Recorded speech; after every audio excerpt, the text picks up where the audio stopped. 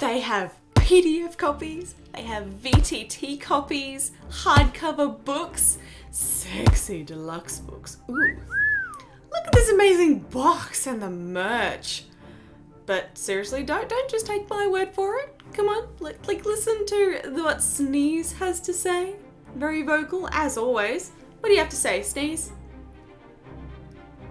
Exactly! See? It's amazing! The campaign setting, dreamt up by the insane mind of Felix, has 4 entirely new races, 35 monsters, 8 awesome new subclasses, a massively expansive alchemy system, which allows the brewing of over 1 million potions. Jeez, what the hell, Felix? What are you trying to do to us?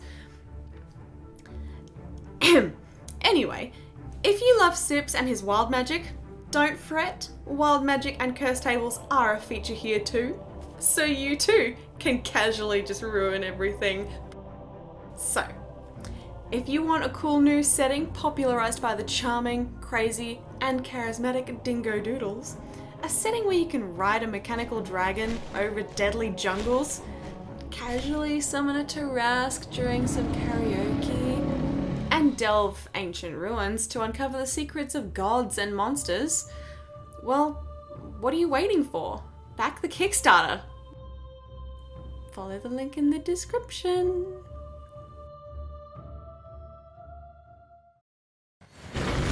And welcome back finally to Roll for Damage, where I take this wonderful group of nerds through my homebrew world in a Rise of Tiamat adjacent campaign. We are really sorry for the issues that we seem to be having recently. If you think the stream does become unwatchable, please let us know, because we're trying to fix the tech issues. It does seem to be a bit janky right now, actually.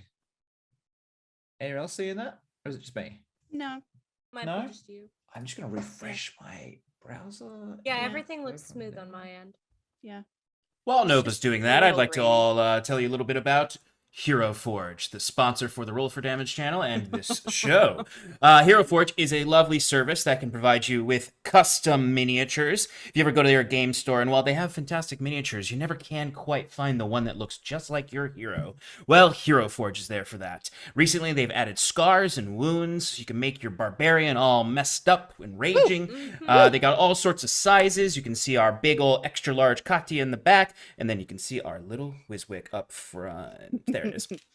They're great. They're excellent. You can paint them. You can order them already painted or already colored in colored plastic. It's an amazing service, and we thank them so much for sponsoring our show and channel. So please check out Hero Forge for your miniature needs. What the hell's that energy when you do announcements on our channel? I have a million other things to focus on in our channel. As this is what we're seeing right coming now. for blood today. And you talk about the ads. No, but you do the stuff at the end. This is more interesting than our stream. Let's just watch the Continue. Shannon. Went from D&D to Jerry Springer real fucking quick. Let them fight. All right. So, on top of that, we got a couple more people to thank. Firstly, there's Sirenscape for the music that you'll be hearing throughout the night. I don't think anything is currently playing, but you'll be hearing it.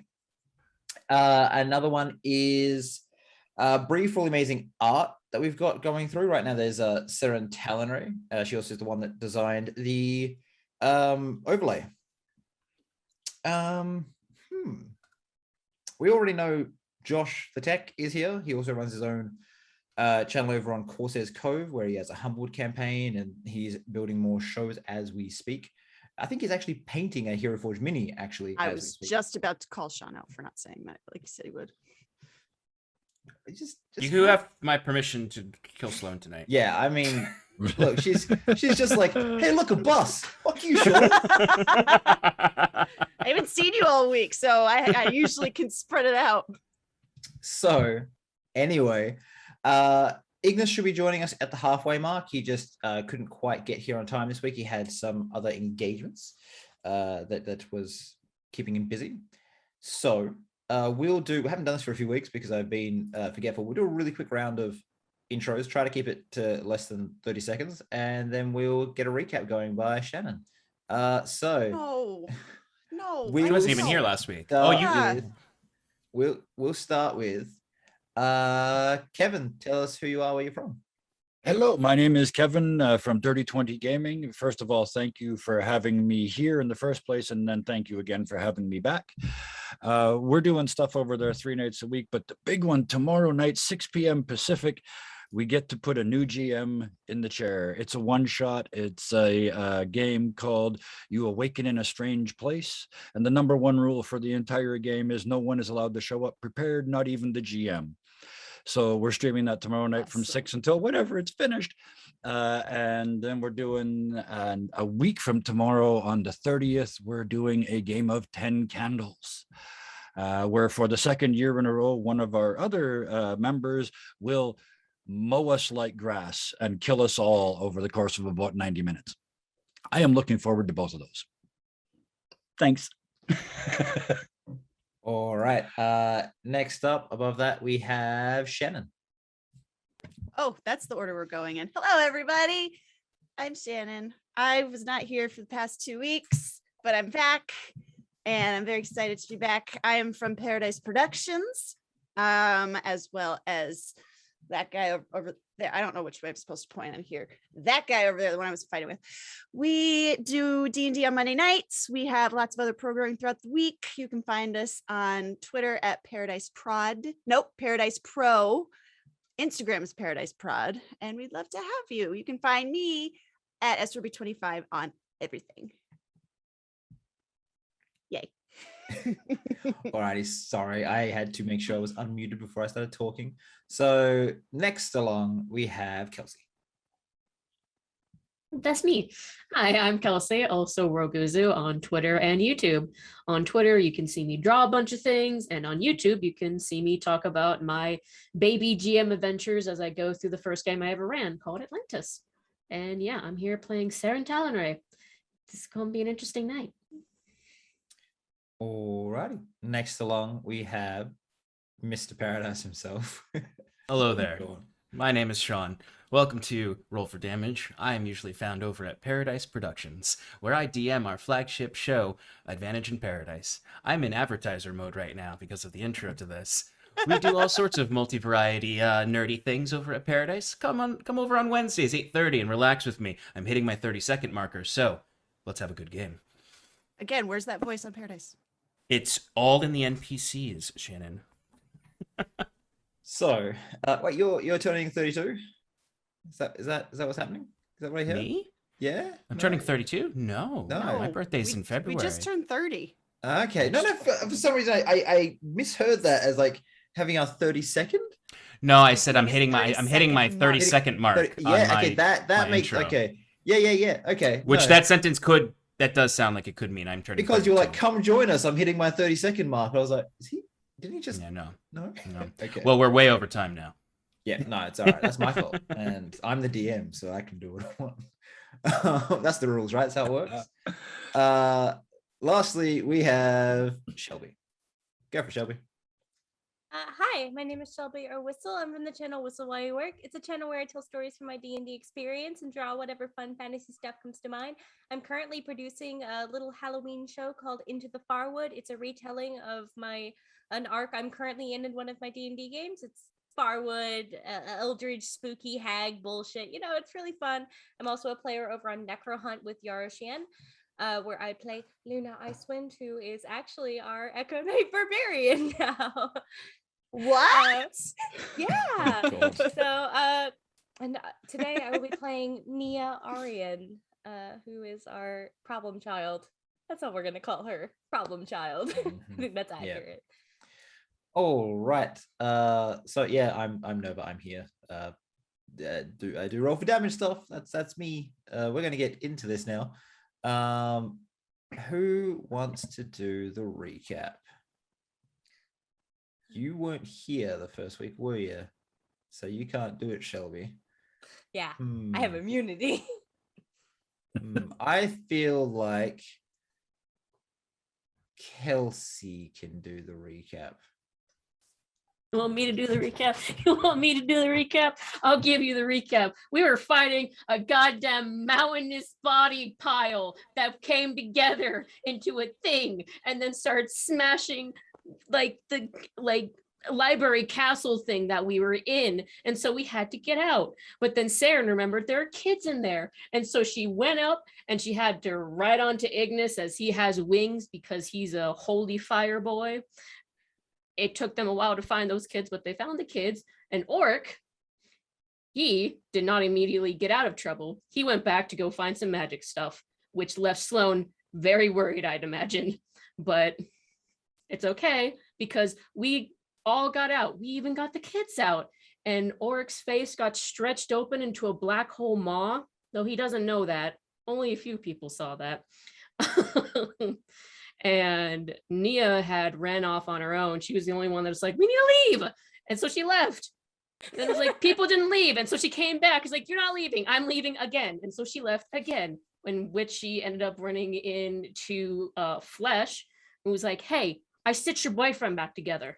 I got you. And he was like, well, what?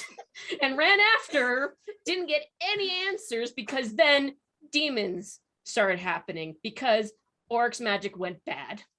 Yeah, so that's fun, but it's okay. But We they all got fought the out. baddies too, so they helped us get out. I feel like that's just a good motto for this campaign. Oryx magic went bad. But Like we I said last ran. week. I cut a Bad kid's magic, arm bad dad. off to save her from the Black Plague. It's fine. It was for a good reason. She's okay. I unlocked my sword. We got out. Ignis gave up 10 years of his life to teleport us because he talked to a hag. And now we're in Etralogne. Well, most of us are. Nia and Sloane are away from us outside of the city. So it's time to get fucked in a different city. In a different city. Mic drop. Just do the recap Yeah, every week. let's Yes, do well that. done, That was well a done. great energy as well. That There you just go. that perfectly encapsulates just the tired energy this party is carrying right now. We just Okay. want normalcy. I'm just Ain't gonna happen. checking that the D&D Beyond things are all correct now because it was on the Fool's Gold campaign. But even if it's not, we'll continue. So you have teleported into the sort of town square of Etralogne. And you do so with a percussive bang as that teleportation displaces the air, and Ignis just sort of the teleportation travel was a bit too much for him. He sort of like falters a little bit and passes out. You guys are right. You pretty much got carried along on his power. So you guys are a little bit maybe nauseous at worst for I have the 3 airs. points of exhaustion. Okay, you're a little bit more fucked up than Yeah, I'm a Sarah. bit sleepy. So you watch Ignis go down, and you sort of like do that, like I'll help, slowly reach out and not actually help. Maybe Sarah will help you, but there's people just running and screaming away from you as you've made a loud noise, teleported in. You're all beat up. You have Flame Boy, whose staff has just ash coming off it. I imagine you both don't look great.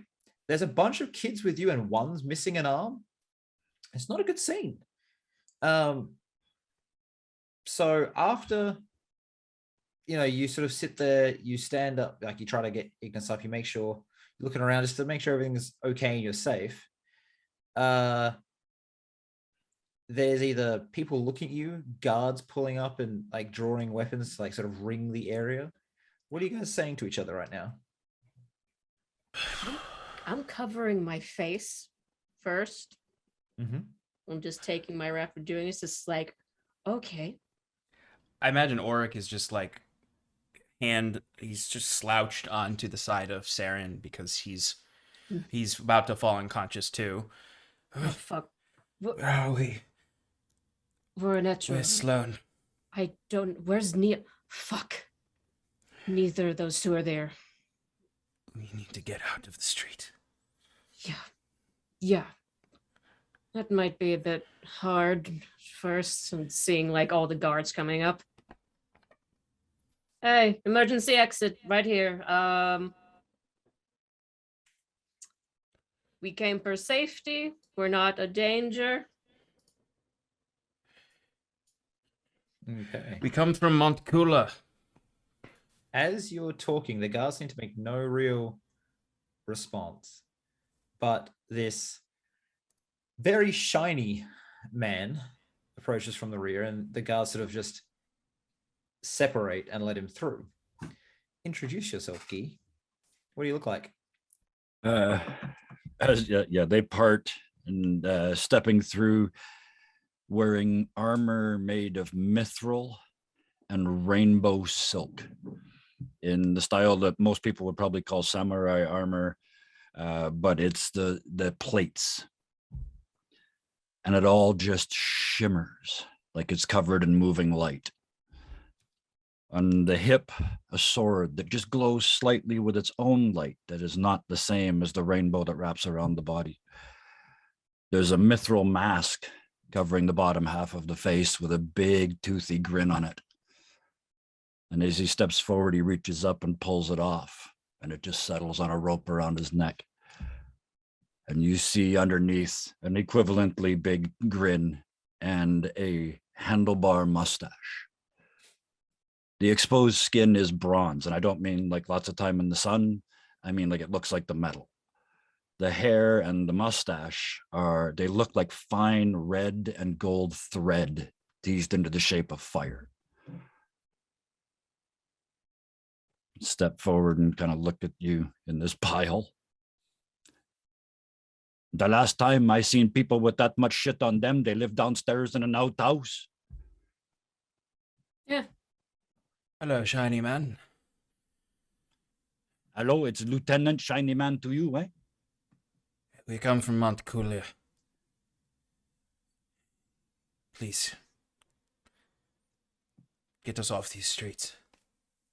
Oh, that's the easy part. You want the first level or the second level of the dungeon, eh?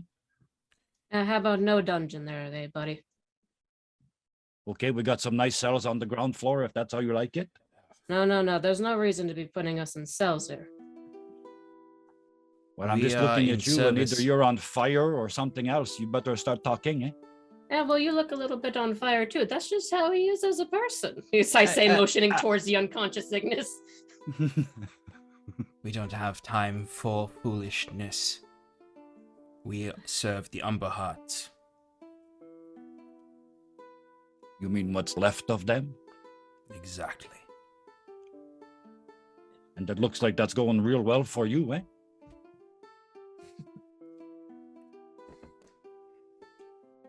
You know, how about we continue all this talk again off the streets and somewhere a bit more appropriate? Not a dungeon. How about the back room in the bar? I know lots of those too. Wherever. I'm not carrying that one, eh? Fine, you can carry me. And Auric will step forward and just drop his arm on Guy's shoulder. Yeah. I'll go help Ignis. Okay. All the kids are looking around, and young boy that you recognize, Auric, is like, what? How? What are we doing? Is it Stefan? Yes, it is.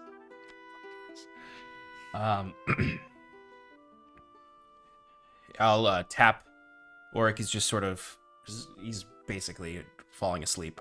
He's just tapping the armor on Guy. Yes, yeah. Yeah. The the children. Could Oh, you at of least course, spare of course. them Hang a on. meal. Oh, I can do better than that, eh? And look around for a second. Sergeant, you got like 12 kids, eh? Come over here, take all these, take them home, eh? Oh God, some really, really tired man in loose-fitting chainmail sort of walks up and looks at them all like, "All for it." And it's just like, Oh, shit, I almost forgot. Hang on. And I dig in the pouch and pull out a couple gold pieces and give it to him. still looks like, "Thank you very much." I'm gonna look to the kids and just like, they're safe. We're not around all that dangerous anymore. These people will take care of you, okay? Be all right. They will just look at you and nod, and this sergeant just, "All right, kids, come on. I've got a big place." Or maybe the barn, and he sort of, with his like spear, just like waves them and starts like herding them off. They look a bit too stunned to like say anything. They just look back at Auric and to the rest of you and just walk off with this stranger. The rest of you, Guy, you know that there's a bar or two relatively close. There is the closest one is probably just down a side street, and it's kind of not the nice part of town. Like you sort of, it's because it goes down a side street, then like down into this alleyway. It's a little bit seedy, and it's called the Copper Dragon. Yeah, absolutely. That sounds about perfect. You don't have a problem drinking in the bar named the Copper Dragon, eh? I think maybe Hardly one more see- drink in each of you might be the limit, but you know. I hardly see the distinction. Man, you guys are so serious, eh? What the hell happened? As I'm herding them down the street to this hole in the wall bar. I will tell you. Let Auric sleep. A couple of the guards do follow, and they sort of just knowing Guy and what he would do. They kind of get to that alley, and they just both look at each other and just post up on the side, just like, again, really, the middle of the day, man. But it does start to rain slowly, cloud cover rolling in, and people are vacating the streets. The bar does seem to get more filled up as merchants close up shop and that sort of stuff. They tend to, this place lately, Guy, you've noticed that as soon as the weather turns, as soon as it gets to nighttime, everyone goes inside. There have been a lot of fairly brutal murders. Anytime that the weather takes, a turn, people seem to be moving out of the cover of weather or darkness to perform fairly horrific acts. So, tavern is full, and people will not leave until until the sun comes out again. Okay. It's okay. I know the guy. You can sleep in the table there if you have to, but I'll ask it again, eh? What the hell happened? Oh. Some magical sort of plague bullshit broke out and caused people's skin, flesh to fall apart, morph off into something monstrous, to where they would even mesh into other people if they got close.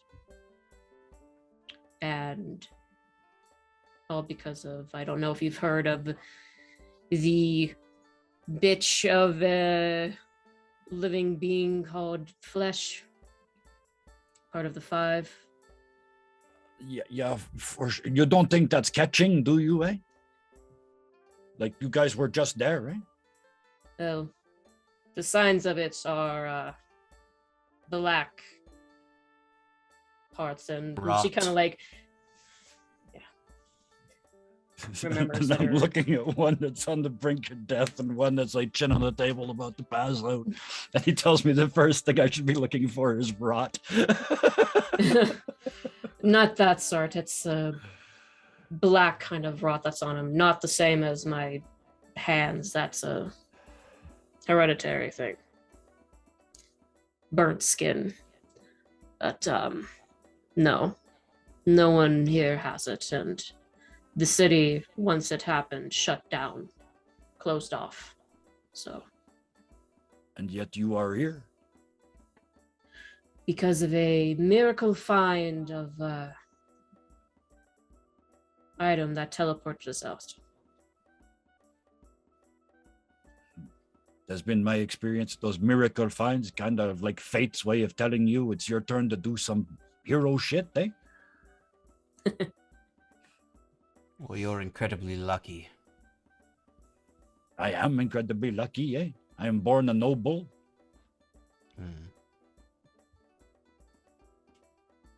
Auric, make a perception check. And Saren as well. 20. I was about to ask, like, noble? Like, what house? What house are you from? I figured you would have figured it out from the fact I got all those guards with me, eh? I'm Dusang. Like way down, eh? Like 247th in line for not the throne. Fourth cousin sort of situation. Removed a couple of times too. They wish I was removed even more, but you know. Well, Means I have perhaps if this this job. plague comes to the city, you'll end up in the head seat. You keep coming back to that plague. You think it's coming here, eh? No, they're all dead. If it comes here, that means flesh is here, and if flesh is here, then you're all dead. You know, I like this place a lot more before you got here. Everyone says that. Hey, Kelsey, what was your perception check, please? I couldn't see it. Oh, it's a 16. Okay. Looking around, you see, you do see the Dusang symbols on Gi.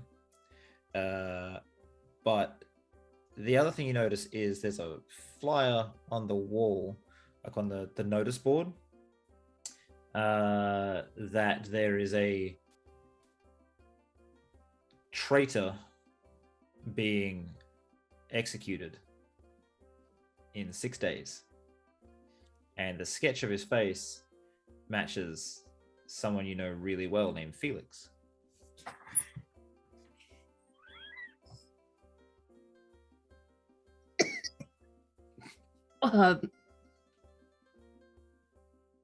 Imagine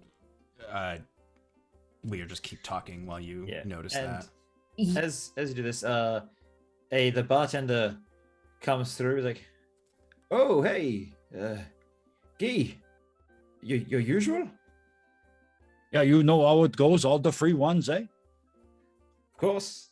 You keep us safe.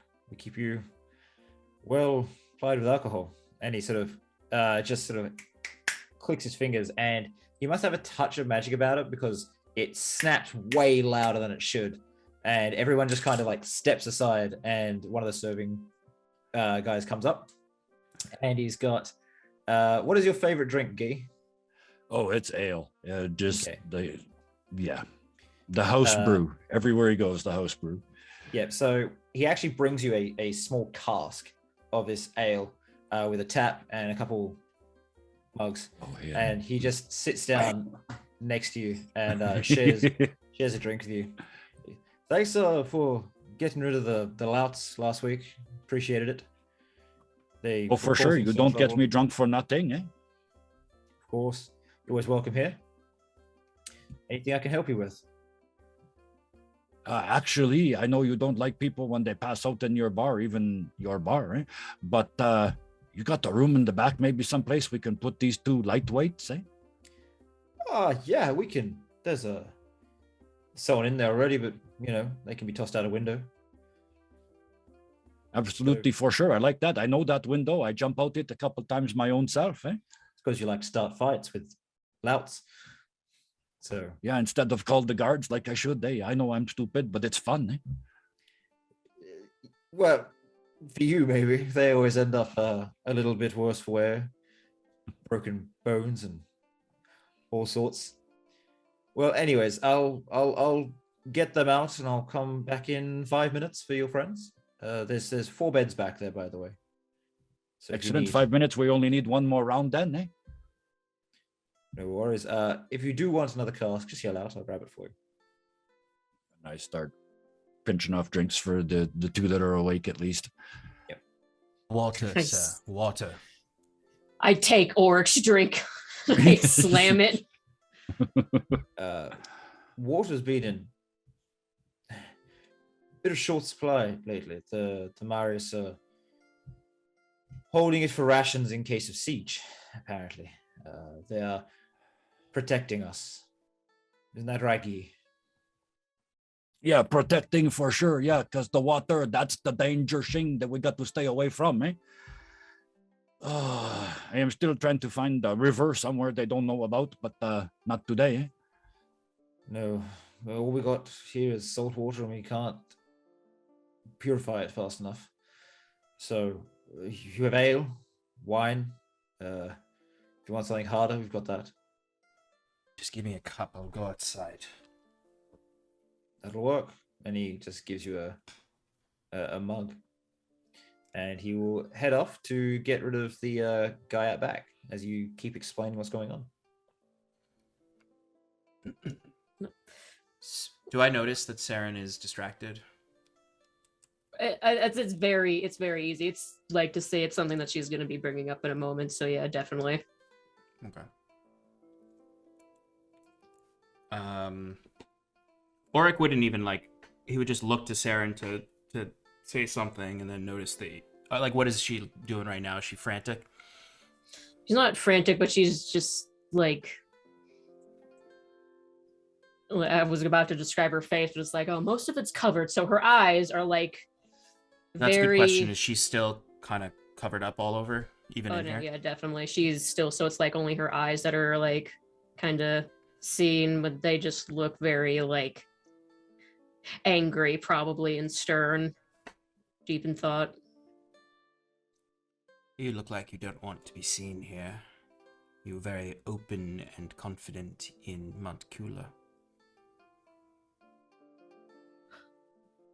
Maybe something to talk about a little bit later, right, Oric? There's much to talk about. There is. Too much. Too much. That I agree with. Hey, Guy, do you want to make a perception check, see if you notice what's going on with Saren as well?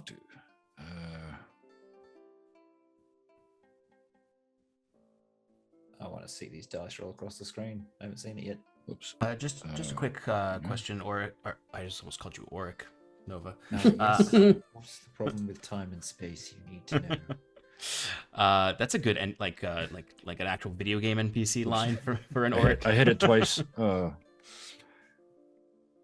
that's too bad. 3 really good rolls, but they don't count because the first one was actually a 5. Yeah, you're too busy, just I guess, getting into the first drink. Mm-hmm. This is just for reference because I don't remember from way back. What does Oric's new hand look like that was solidified by flesh? It is from here up. It's just like chitinous, like a insect or spider with lots of like fine hairs across it, and the tips of each finger have a very slight claw to it. You can feel like your hand does catch on things a little bit, like it sticks every now and again, and the nails will scratch. It does feel very sort of gross to touch, where it's firm because it's like again a spider. Like it's got that outer shell, but it's also got the soft furry bit of that small hairs. Yeah.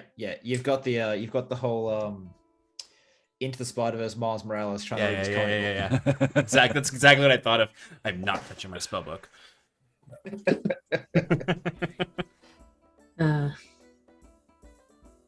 So So Oryx heading outside, leaving just Saren awake at the No, table? that was a Or- joke. okay. He's not actually going to take Okay. the cup out there. Okay.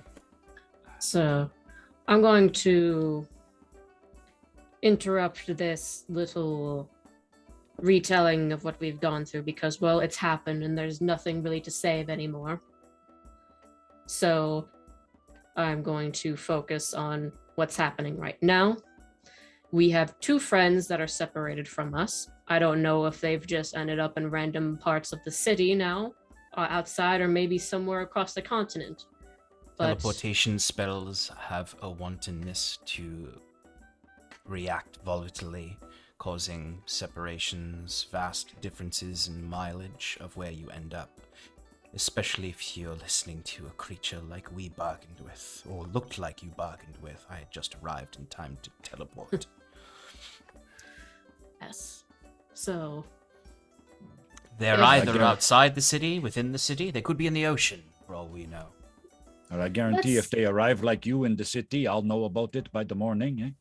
that's what I was about to say. If you hear any news about, like, and then I describe Nia and I describe Sloane, like, small, very tired girl, scar, like, half elf, like, slight pointed ears, very large lady with blue markings, but red, She I won't think miss I saw. her.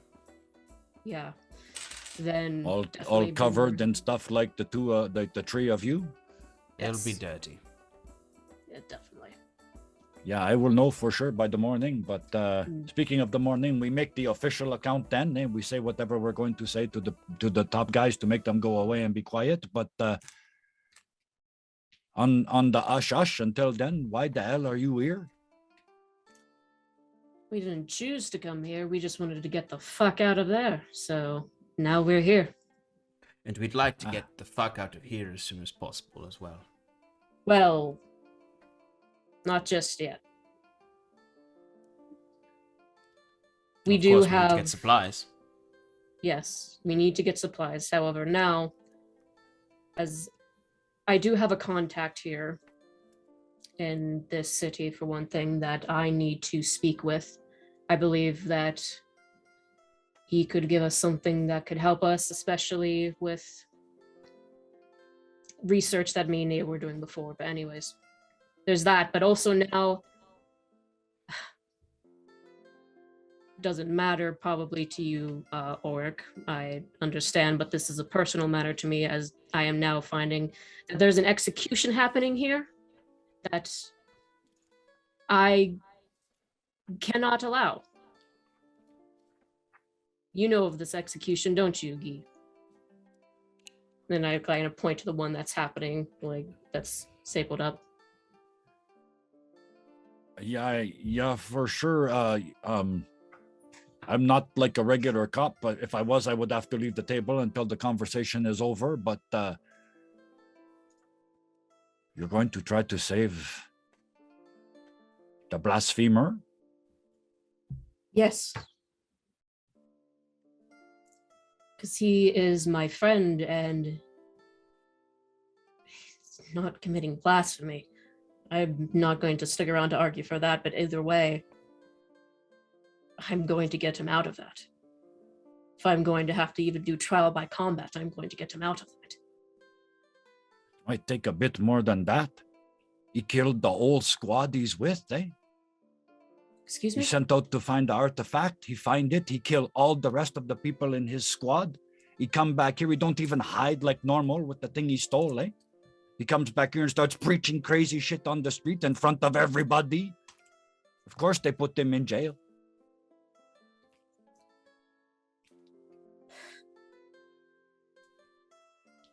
I'm gonna have to deal with it because I'm going to get him out. Because he's important and he knows things that are important that, and kind of look over towards Oric, that deal with the horsemen. So, I wouldn't take a perception check. He wears his emotions on his face. Bad thing for a cop, but he is who he is. He starts to grin. You know, maybe it's not such a bad idea. We mess with this execution a little bit, eh? It would sure make some powerful people look real stupid if we pull it off, eh? Who are you trying to make look stupid? The Vons? And the Marius, yeah, for sure. Anybody who thinks they're better than anybody else just because they are born in some place. I said before, I'm a noble, eh? It's only an accident of birth. And what about the songs? Do you wish to embarrass your kin? There's a few for sure, yeah. You know, there's a word, how you say in, uppity, I think that's the word, eh? I don't like those people, no matter who they are.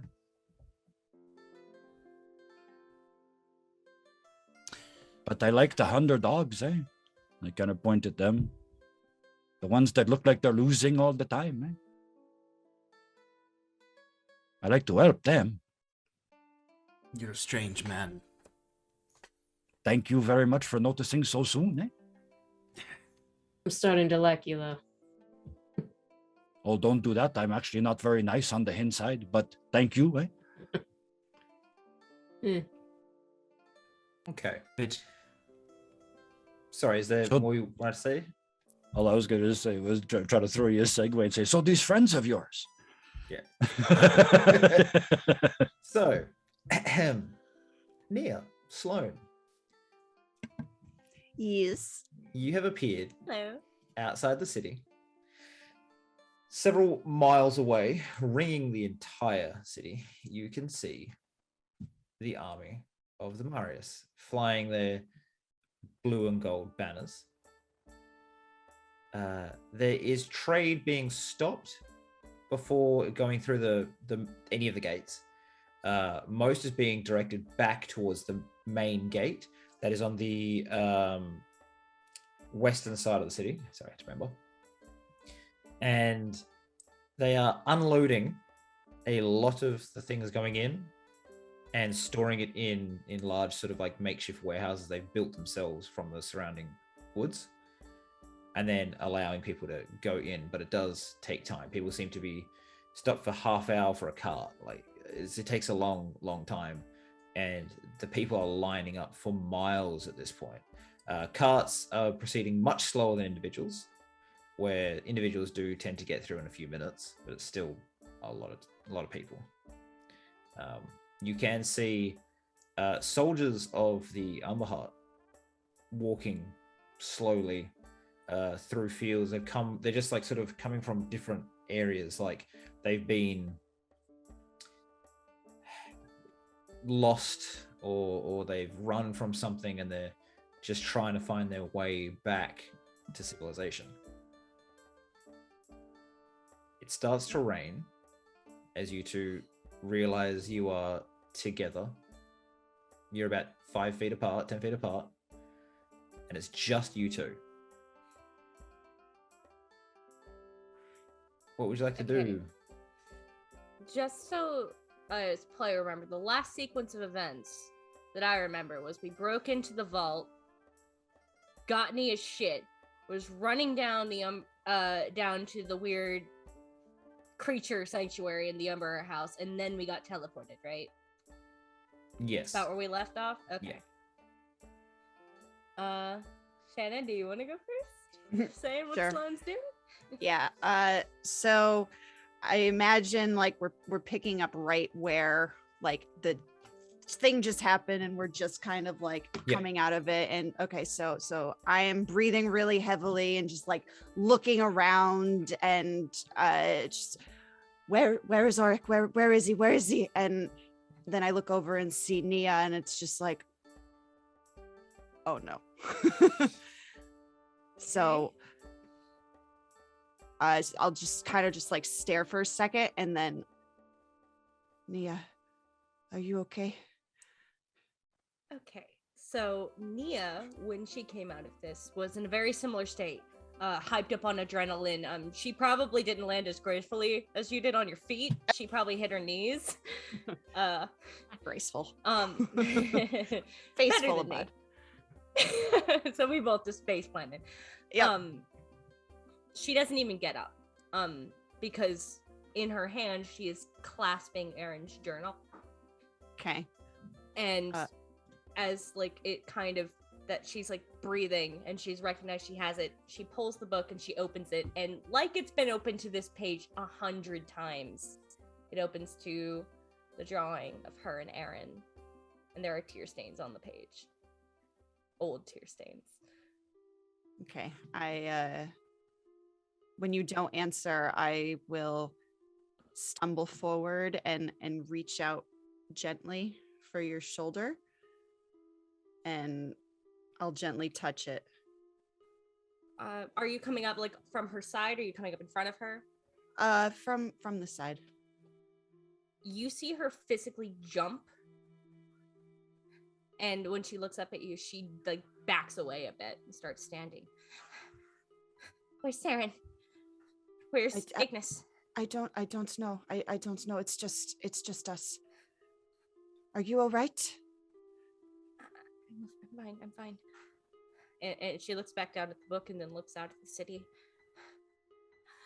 Where are they? I don't know. If I had to guess, they're in there maybe? Or maybe they're farther out. I don't know. No, this is bad. This is bad. And she kind of like starts pacing. How are we gonna get through? What would they do? We have to think like they would. What would they do? I don't know. I don't know.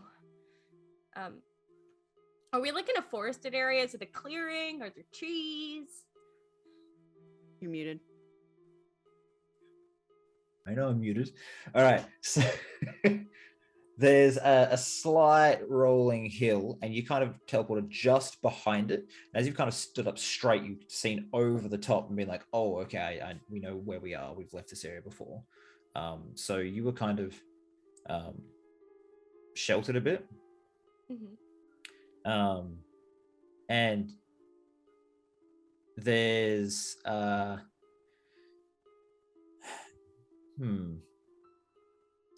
you do notice that as you're looking about, there's sort of patrols of horsemen that will go out and ride in large loops. They don't want to leave the city too much. They want to keep their forces pretty contained around it as they're besieging a large city. However, it's still moving out several miles before looping back. They tend to want to move just over the crests of hills or just into the edge of forest before coming back.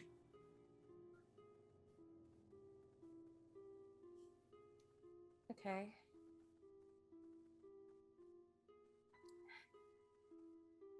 What do you have there?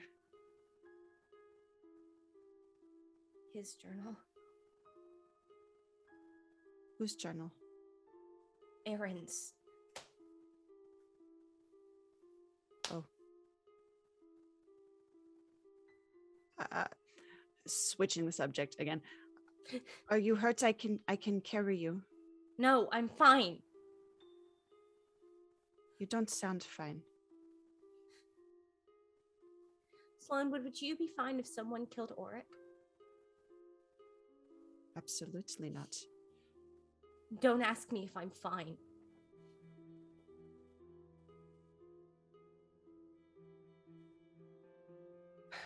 What can I do? I'm sorry.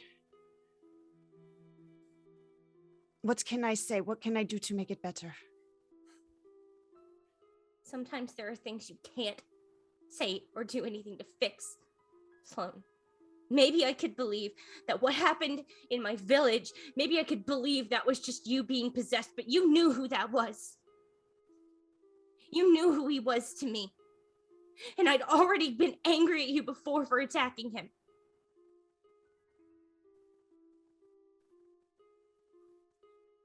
He was going to hurt you, and he was going to hurt us. I did what was right, what I thought was right. To protect us. You knew it was his armor that did it. I broke his armor to give him a chance to fight. All you had to do was knock him out, not behead him. Well, then if it was his armor, then it was my sword. I cannot control it. Do you see this? Looking at the blood. Do you think I want this? I think you keep tapping into it. You know it does this to you. I don't want it. Then why do you keep giving in? Why don't you fight it? I try, but You're they not. always win. Why did you take the sword?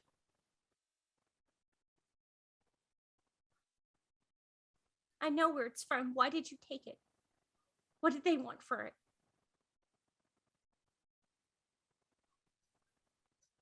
I thought maybe I could use it to fight my way out of that life. I didn't want to be that. I didn't want to raid and kill and steal. But nobody would listen to me, so I figured with the sword, people would listen to me. And out of all the people you could have killed, you couldn't have just left Sabrith alive. Or Arron. Or all the women and children that you murdered in that village. Do you think I don't think about that? Because I think about it every day. And if I could take it back, I would. Sometimes that's not enough. What would be enough then? Tell me, what would be enough?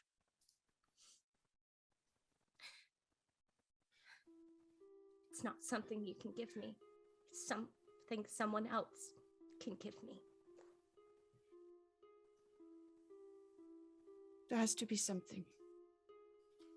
How can I make it better? I want to make it better. Can you go back in time like Auric can?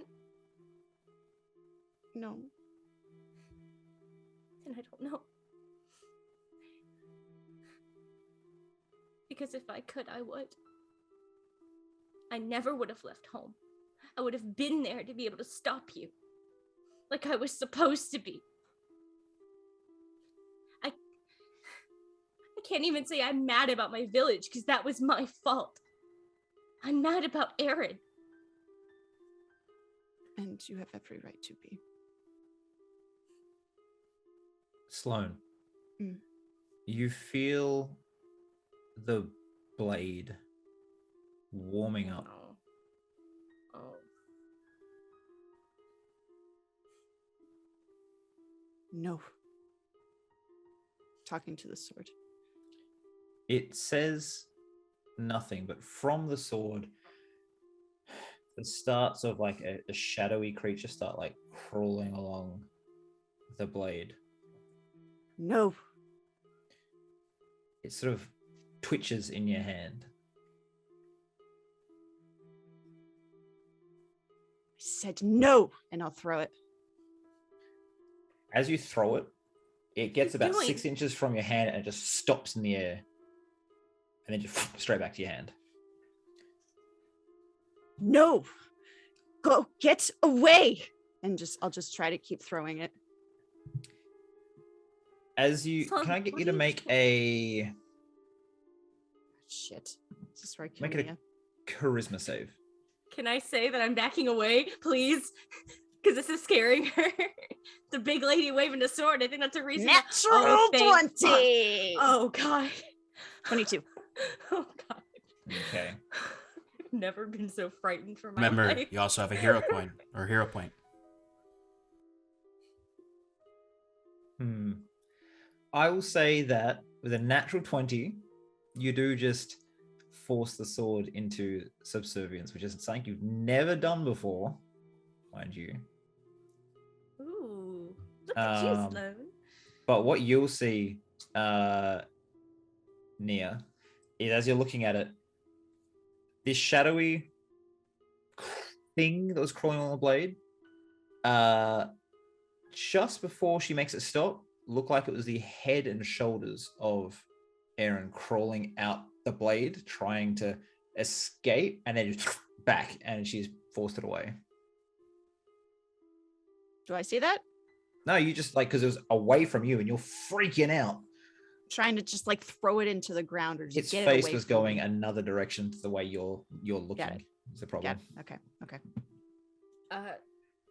You know that moment when like something hits you so hard in the stomach, your knees shake and you just can't hold yourself anymore? Mhm. That happens. And she's just like, again, page is still open and she's just holding that to her chest now. And like you can see she's struggling not to cry. Did I scare you? I'm sorry. I was trying. It was doing its thing again. I was trying to make it go away. I'm sorry. Does your sword I'll take a step forward. Does your sword take souls? Slim? I think so. I didn't tell it to though. I take another step. I think Mia might just completely fucking break down at that point, just sobbing. If you'll let me, I'll fall down on my knees next to you and try to give you a hug. I think she's might be in too much shock to stop you, but she's not gonna lean into it either. Yeah. You know, that just like she's not quite catatonic, but pretty close. Yeah. As Nia falls to her knees, you start to hear the sound of galloping. Hooves. Horses. Hooves on horses. It's okay, Nia. I'm going to make it right. I'll make it right. I promise. I just want my life. I just want my life back. Everything was fine until a few months ago. I will get it back for you. I'll make it right. I promise. Horsemen come charging in, sweep around you, very Riders of Rohan style, and you get That is not getting several spears right up against you, Sloane. You, Nozin Barbarian, what are you doing to this poor woman? I'm not doing anything. She's in Get distress. away from her. I'm just helping. Get away from her now. She didn't do anything, please. We're I'm traveling helping. together. She's my We're refugees. companion. We're refugees from Montecooler. And she works for the Umberheart House. We're just trying to find our friends. We got separated. Yes, we think they are inside the city, but I don't know. There was a flash of light from inside the city. We saw one on the hillside, so we came this way. That sounds about right. How did you come past this ability to teleport around? One of our friends is a powerful mage. Good to One that know I that Magic is outlawed, no?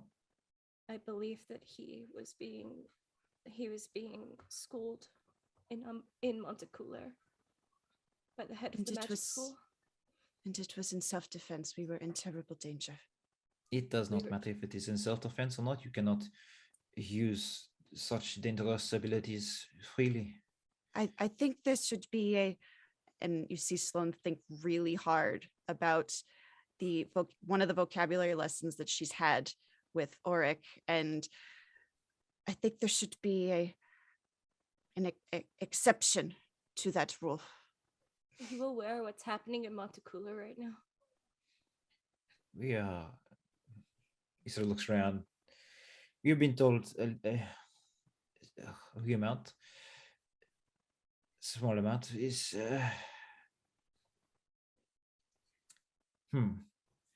Can you take us to our friends, please? You want to enter the city? I think that's where we would like to start looking for them. If you saw a flash of light in the city, that's probably where they are. And I can only assume they've also been taken by guards. I can escort you to the.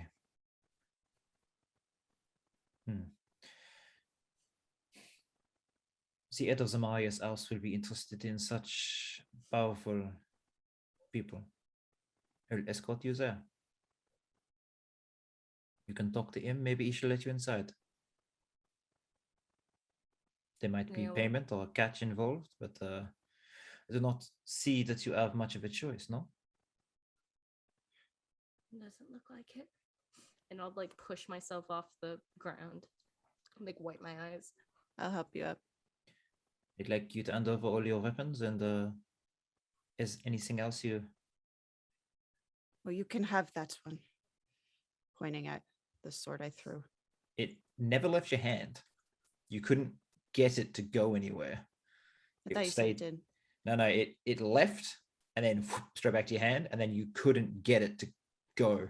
Oh, I You misunderstood bond yourself. that then. You've bound yourself to it. It will not leave you. Well then, okay, n- then I'll see. You can have this one. And I try to let it go. Like I'm not trying to hold on to it. Yeah. So you hold it out, and you can see your fingers sort of flex for a second, but they don't actually open to let the sword drop. And they sort of look at it. The horseman, just the size of it being held out at full extension. They're like, all right. Please take it. Two of them try like get to it and like start pulling on it. Can I get you to make a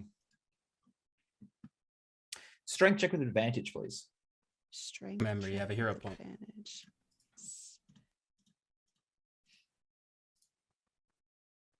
Oh. It's a 10. Use your hero point to reroll. Unless this is not one I you want to wanted use it well succeed. right now. I feel like it. I don't know. God, I feel like I'm gonna need it later. That's what we all say. I know. Save it for the Okay. Halloween episode. So they're pulling on it. There's one like where your hand is, the other one's like where the blade is, Yeah. and you just hear this. And your hand opens, and the guy at the end just gets friggin' chopped into with the blade right into his chest. Can I get you to make a damage roll? Yeah. Actually, roll me a d20 to see if you get a 20 to crit this dude, just in case. I don't want to. You Roll don't the get a one. choice. I mean, I can roll it if you want. Yeah. You can roll it. You want me to roll it? Roll a one. Yes, you roll No. it. Okay. Roll the damage anyway. It doesn't miss him. It's already hit him. I just need to know. If, I know. it was a Still, this Nat 20. means he should only take half damage then. also rolled a 1. Plus this 9, so 10. Okay. So just into his chest, and it says it buckles in his armor, and it draws a bit of blood. And they look at you. I'm sorry. That wasn't me. I'm sorry.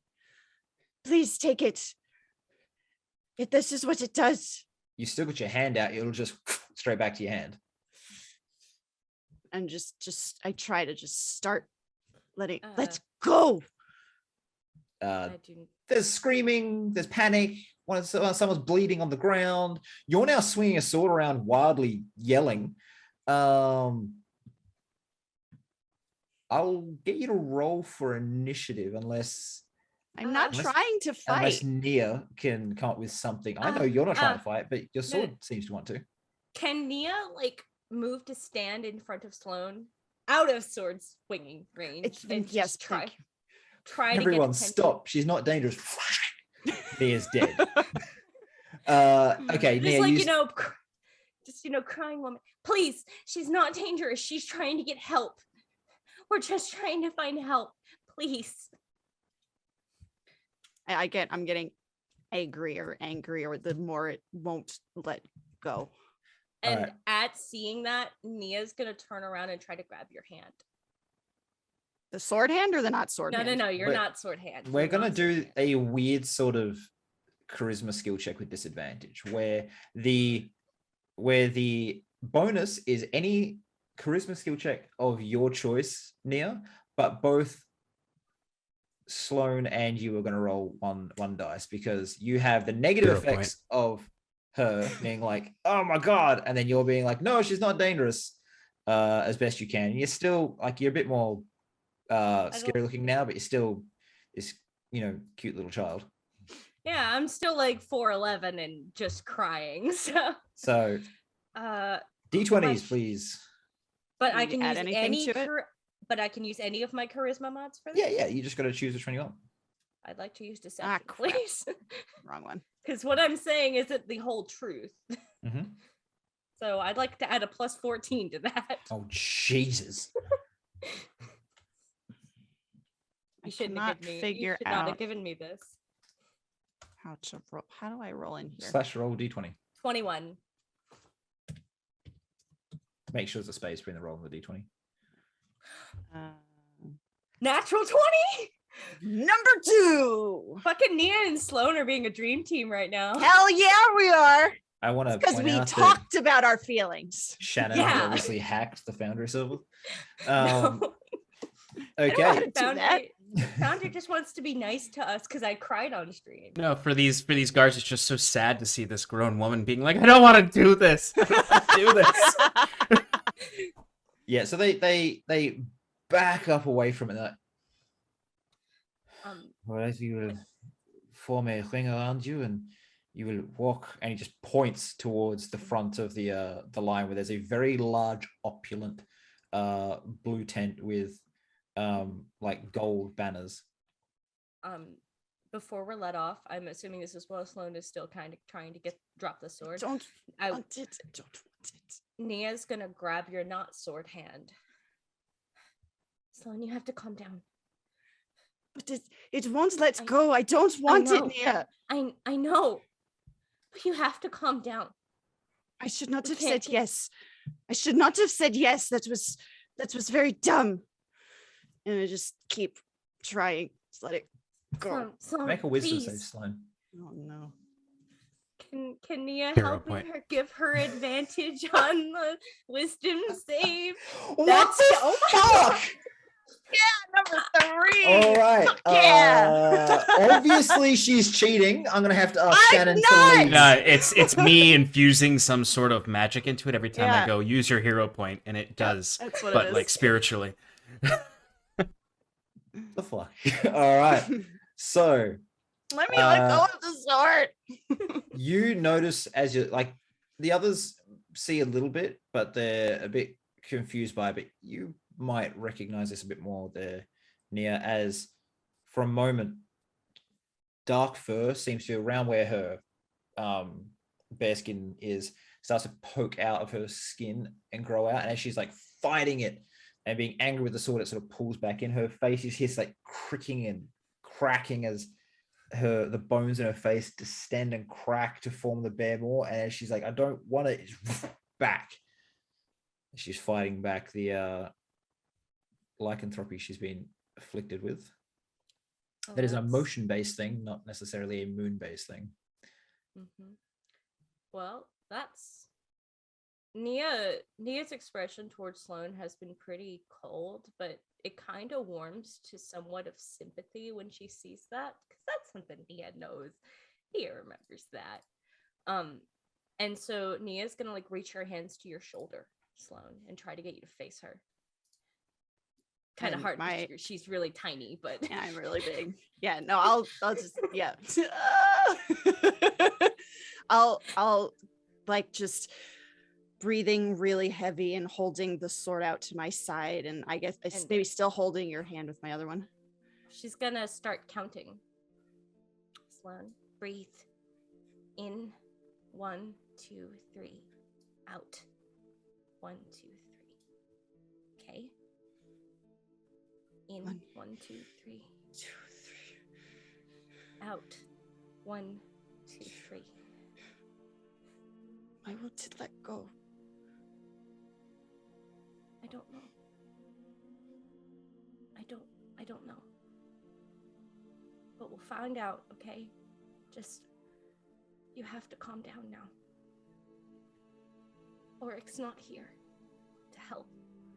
And I don't know if I can stop you. But I need you, so I need you to stay calm. Okay?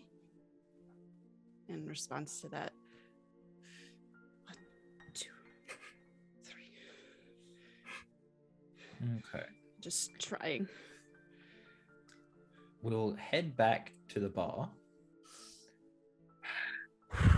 For just a few minutes, we head to break. So Saren and Guy. I imagine Oryx being taken away by the bartender at this point to go have a little bit of a nap right next to Ignis. Is that what you want there, Oryx? You want to go have a sleep? Is it sleeping? I would like to somewhat frantically ask the barkeep if there's a good bookshop in town that has vellum and ink. Yeah. And I want to ask him if he would have a like a busboy or waiter that can run for me and get a book, just a very small book, and some ink for the vellum. Yeah. Okay.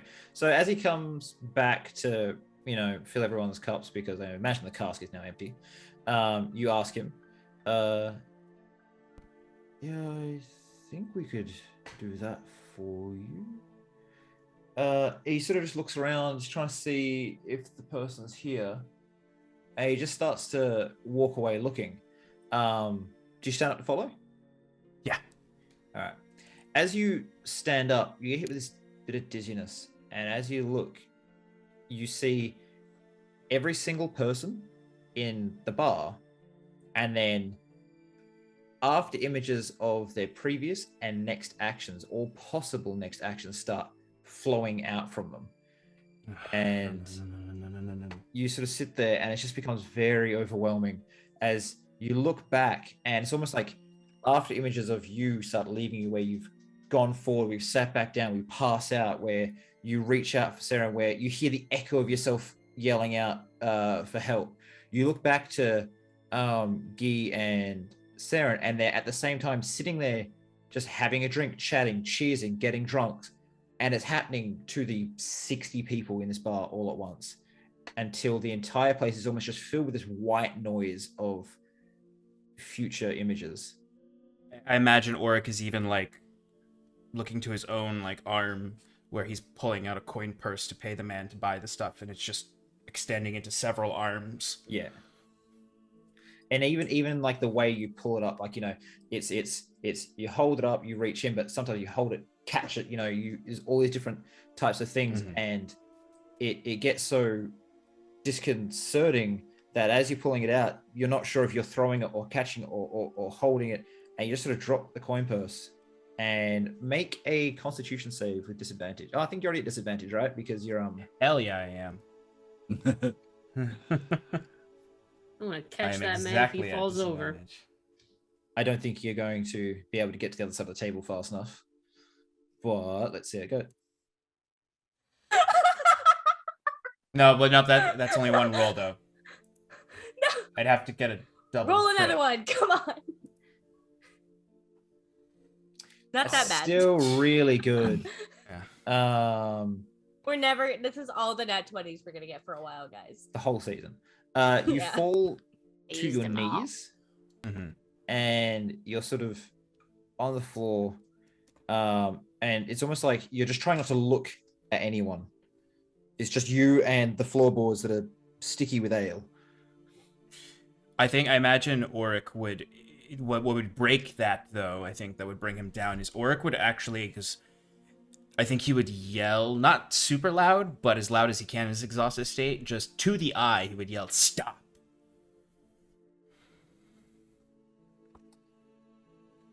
You hear the yell echo out.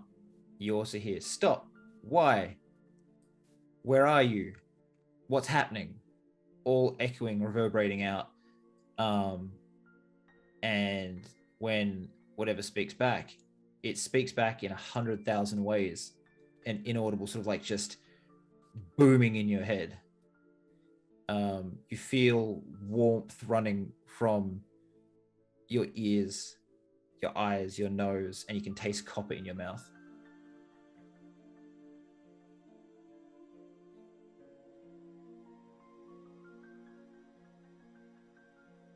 I would put all of my energy into focusing on the singular action of placing the coin purse on the table and trying to say to Saren, get me the vellum and ink. Make a wisdom save. This is to get it across past all the millions of possibilities. Nope, 2 and a 3. Woof. Well, 4 and a 5, but still. You hear Saren, get help. Why? As he's like contorting and twisting, and you can Okay. see this sort of like dark veins almost under his under the skin around his eye. I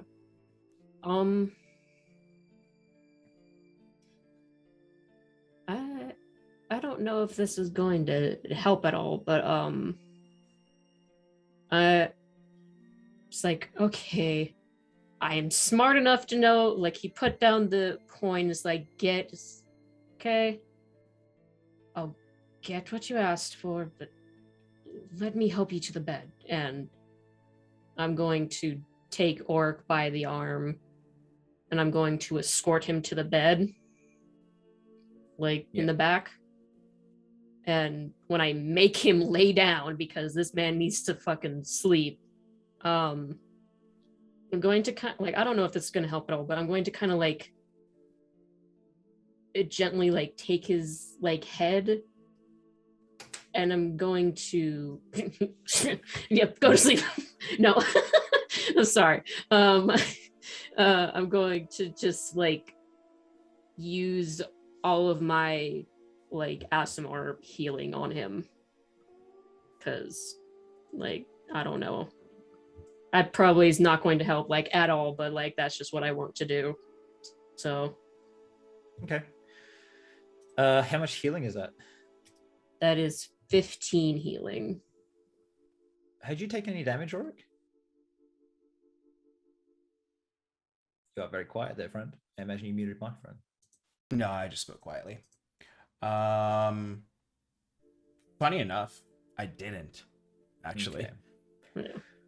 Well, I'll say this as my healing, you just feel it's like burning in your face, and you, Sarah, as the black veins recede a little bit. But as you to like, because he's a not too heavy, but heavy enough. So as you like drop him to the bed, you've taken his head, you've healed him, and as you let go, Oric, you look to the side where your spellbook has fallen to the floor, and on an open page, well, Sarah's looking at you, you're looking at the book, and currently words are writing themselves and formulas are writing themselves across the page as you pass out. And we'll take a break right there. Okay. I hope you enjoyed that so far.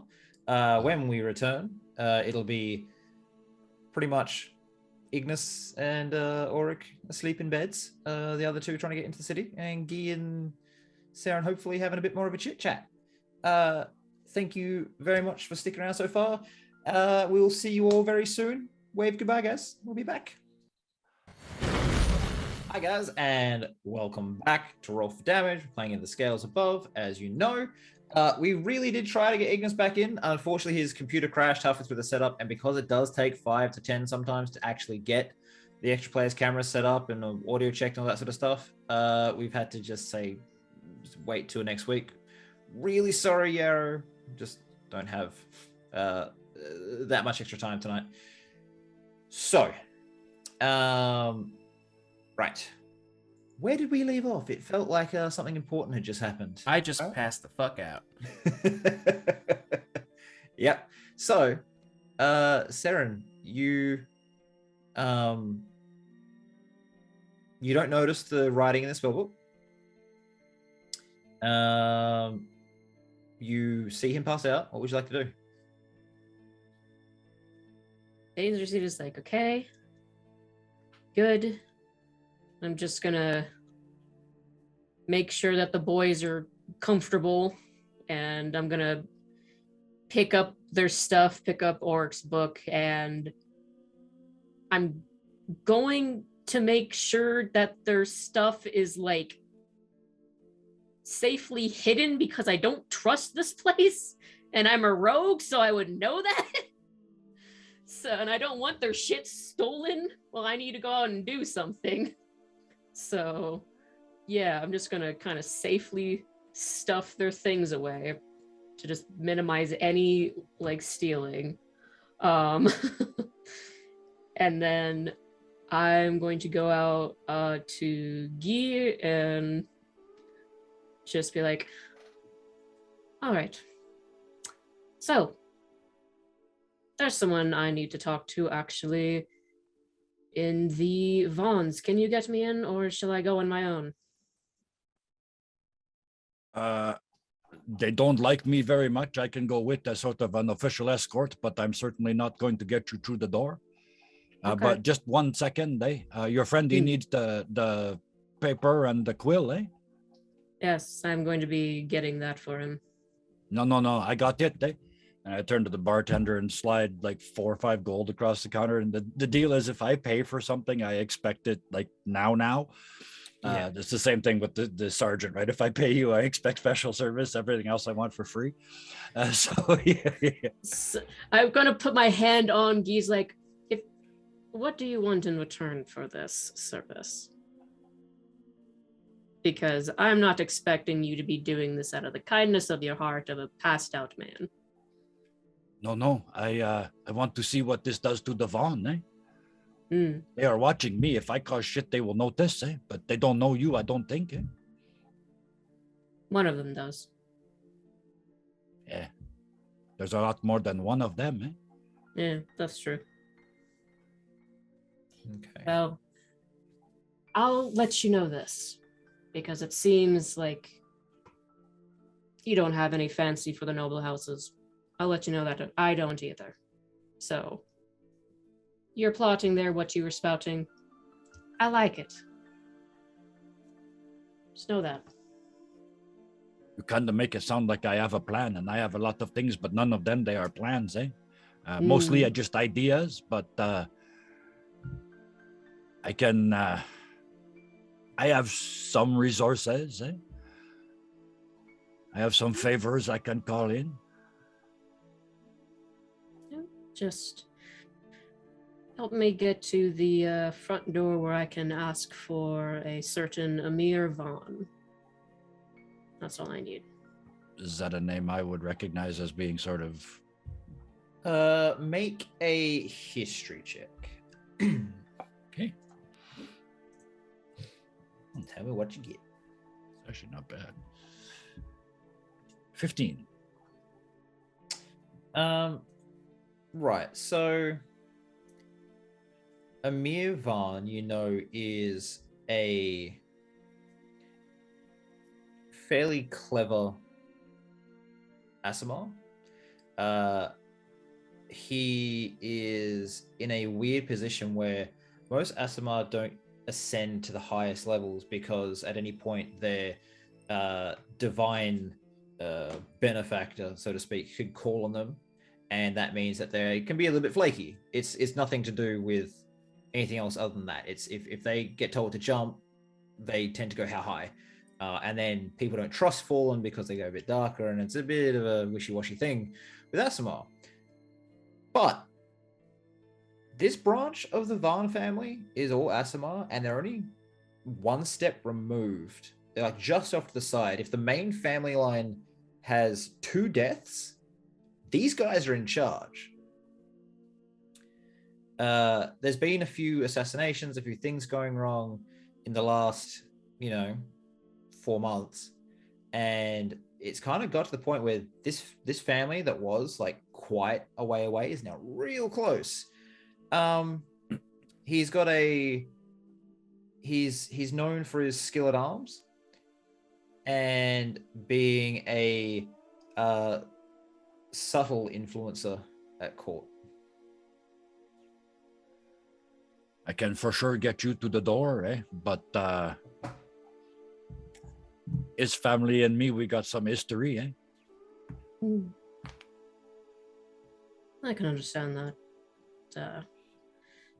If I can at least get word to him that someone's here to meet him, I think I can get in. Well, we're not going anywhere till the morning, eh? Even I don't go outside in dark in this place, and I'm a cop, eh? Was that something happening? A lot of some things, eh? And most of them end in somebody who was breathing, not breathing anymore.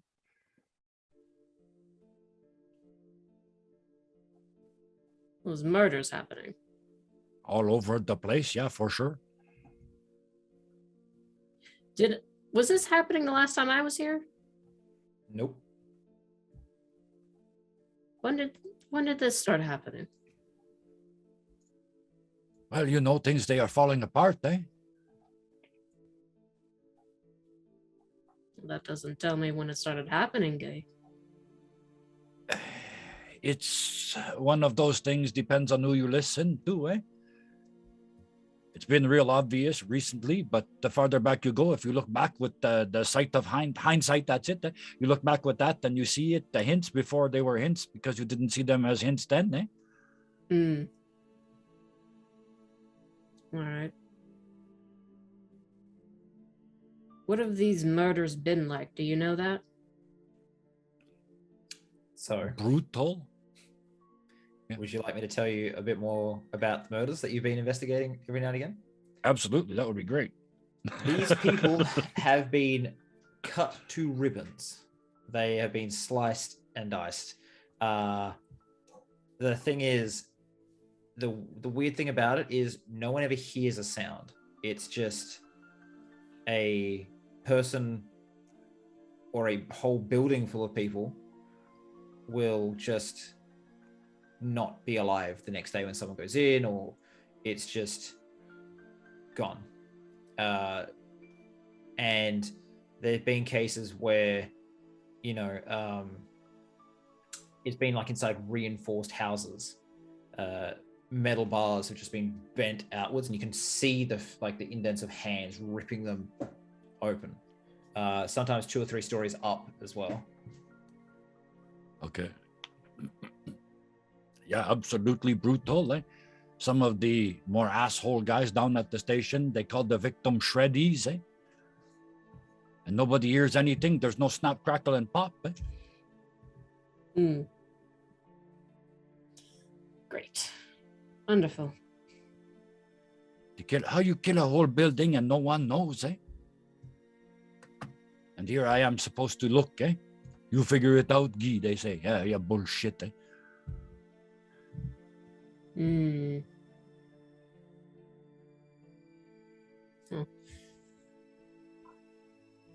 I'm wondering if it's just one of the other siblings of the 5. Since they're starting shit, apparently, in some cities. Don't say that, eh?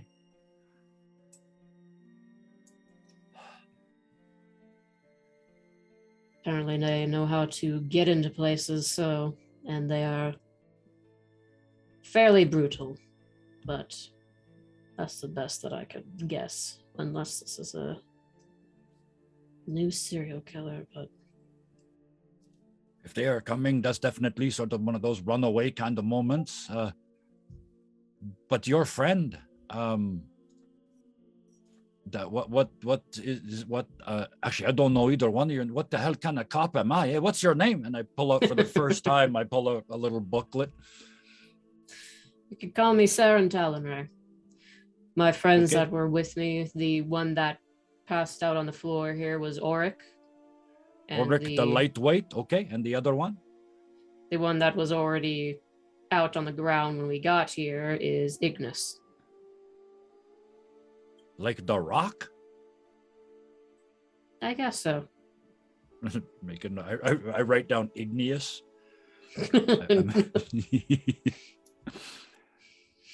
And you said there's some others. You said a little one and a big one, eh? Nia and Sloan. And what was that description again? I can make sure if they show up, I hear about it, eh? Are you going to use that as a transition there, Nova? I was just going to ask you to make a history check with advantage. Me? Yeah. Okay. Ignis the 21. It's 21. good Because the other one was a 1. So, you recall having a conversation with Raphael about how he'd escorted a group of people, elf, a really large lady, and then a few other like odd pieces, odd people into the town, and they'd been, they were criminals that were meant to go into jail, but the nobles had decided they had use, so they were effectively, their services were bought for the city, for the nation, and it's these people. You're 90% sure, but you never heard of a Saren with them. No. Or an Ignis. So No. it's a bit odd that they've changed up, but Yeah. you're so sure you remember Auric. Auric and a northerner is what you remember, like a big northerner. And lazy, his on his face. Oh shit! I know that. I knew that guy. I thought I knew you, but I don't know you. I know that other guy, the one always face down in his beer over there. You guys are kind of infamous, eh? Yes, apparently this group that I've gotten myself into is gone to quite some things. So, You know, I like you more and more. I mean, as a, you know, I don't even meet two of you yet. Already, I think I want to help you, eh? I appreciate it, even though I question your reasons. But your reasons... I'm not going to worry about it so far. Like I said, I like what you've talked about. As you guys are sitting there, the rain starts to stop and people start leaving the bar. The 4 gold that you, like, now that the rain has stopped, you just see this guy go running. And as he like, he opens the door, just like nods to you and out. And he'll be back in a couple minutes with the vellum and ink. But you guys can also move around the city now if you wish. But we will go back to Nia and Sloane, who have been escorted to the Marius camp. And you get to like I said, a very opulent tent. And there's a long table. At the end is this guy sort of eating a rack of ribs, and he's just covered in it's this guy. Ew. Okay. cracking it out, like sucking marrow, throwing it away. Yeah, It's no, like, he's it's like throwing it on the floor to the side. What the hell was that guy's name in Return of the King? Denethor. Yes, it's him. It's just him. And I'm the barbarian. Yeah. But yes, there's as it's being thrown over that way, there's like a servant in just pretty much like a hessian sack, just picking up all the bones and piling them in a corner, and then there's just a piece of cloth that's maybe like this far away from the wall, and he just ducks behind it and stands there and just waits for the sound of something hitting the floor. Then he ducks out and grabs things. He's there to be seen and not heard, and then not seen at all. So Seen only when useful. yeah. So would Sloane have continued counting on the way there? Yeah, just trying to, that's just under her breath. 1, 2, 3, and still trying to drop the sword, but not actively trying to huck it anymore. She'll just kind of look up at you before we go in and say, "I'll talk. I know how to talk." okay. As you guys are approaching, the guy sort of looks up at you just like from his ribs, leans across to someone that looks like him but younger, and whispers something, and that like sort of like a 23-year-old guy stands up. Hello, I'm here to speak on behalf of my lord. Why are you here? Where is the cat? We've been separated from those two for a while now. Well, he hadn't fulfilled his part of the bargain, and unfortunately, we've had to take matters into our own hands. So, why are you now here? We got separated from our friends. I believe they're in the city.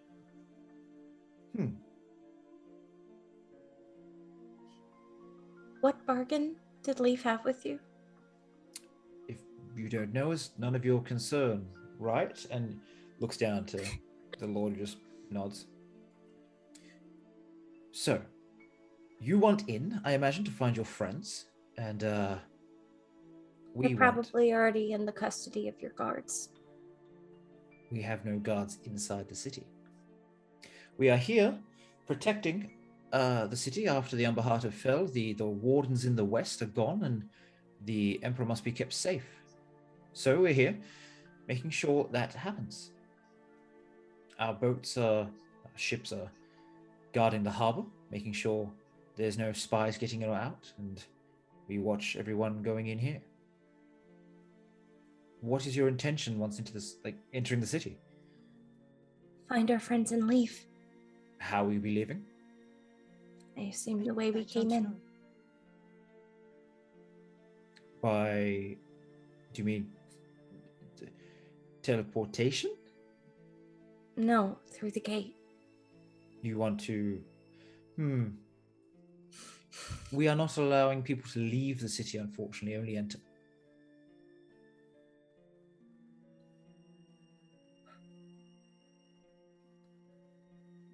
We don't have anywhere else to go than to find our friends. If we can't leave the city, then we'll figure something out. But we need to find them. Please.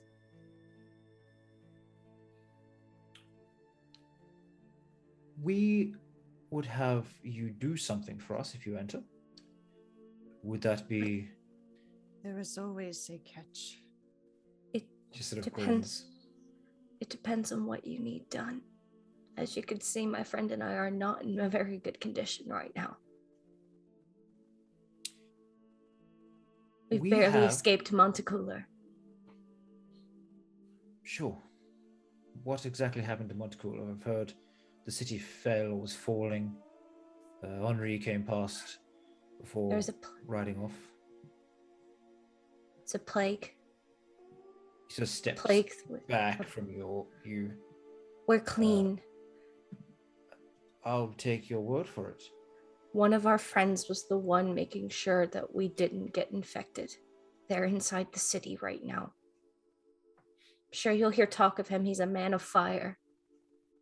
You've heard of an Ashman? Yes, we'd hope to recruit him. He's in the city. That does make things difficult. Maybe we could give you permission to leave.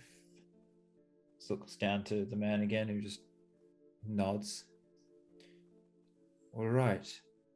Well, the job for you is fairly simple. I have these, and he holds up a sack, puts it down, and pulls out a small stone with a rune carved into it. I need these spread along the inside of the city wall. What are they? It's not your concern, is it? I would like to know. Can I make it placing. Can I make an Arcana check staring at these runes? Like staring at Sure. seeing if I recognize maybe, I don't know. I spent some time with Tamel, so please, dice, be nice to me. They were not. 14. Okay. No, it seemed like you feel like you might have seen something similar to this before, but it's different. I would like to know what we're being asked to spread around. It is the seems that purpose? I've heard that you do not understand payment very well as a group. You want to get into the city. You But I will be also allowed into the city if you could do this for us.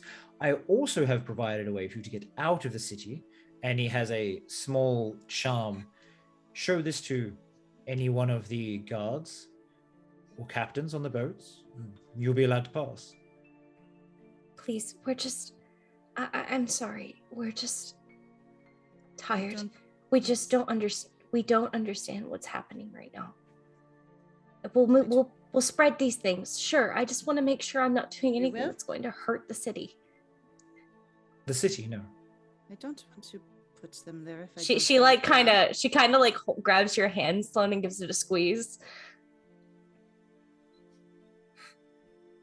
And who is it going to hurt if it's not going to hurt the city? I think That's you not- can understand that we don't want us being able to be blamed for that. Is that understandable? This is not really up to you. And hopefully no one gets hurt. But, you know, if we need to fight, fall back into the city, or some thing happens inside, we need to have certain assurances. I'm going to ask that you do this. And if you decline, we can put you in one of the warehouses, which are barred, and you can stay there until we find a better use for you. You're also part of the Umber House and possibly infected. We should probably quarantine you. And he looks to the walls where there's guards who just step out in unison. Okay. I look up at Sloan and I just kind of give her a, I don't know how to describe a go with it look, but like just kind of a, let's go with Okay. it. We can find our own way in. I say that I quiet don't- enough to say just to her. I don't want to try it with the guards. I don't think you understand just how little I'm working with right now. Just trust me. I have an idea. Please. I don't want to put these things in there. I have an idea. And Nia will take a step forward. We'll place them. We'll do it. Very wise. This small amulet, and he shows you that it slides apart. As it slides apart, a little blade clicks out. You press your thumb to this, and then close it. Hold your bloody thumb to the back of it for 5 seconds. It will shoot the symbol of this amulet into the air so you can show other captains that you're one of us. You should be from far away, you're one of us, and you can get around. Are you understanding? Good. I'm going to need you to step forward, please. And he unfurls a rug onto the ground that was leant up against the wall, and it's got this big runic circle on it. Could you please step aside? What is that for? It's to make sure promises are upheld. I'll step into No. it. I don't want to. And then from outside, 4 hooded figures come in and they form around it and start chanting slowly. And this man steps into the middle with you. You promise to do what you've been asked. You will spread these equally around the city walls. Yes. Yeah. The inside of the city walls, hidden from view as best you can. Yes. I know this was not part of the agreement earlier, but if there are any left over, try hide them around the Varn household. Nia. Yes. Okay. And he holds out a hand for you to shake. I give a look back at Sloan. And then I look back at him and I shake his hand. Okay. You are Under the Sticky effect. spell, Yes. isn't it? Yeah, You would I knew know it. that at least a little bit because this is a common. I thing knew it too. That This is just noble what houses happened to do. Leaf all. This is what happened to Leaf all over again. I have an idea though. So Okay. okay, but I'm just making sure.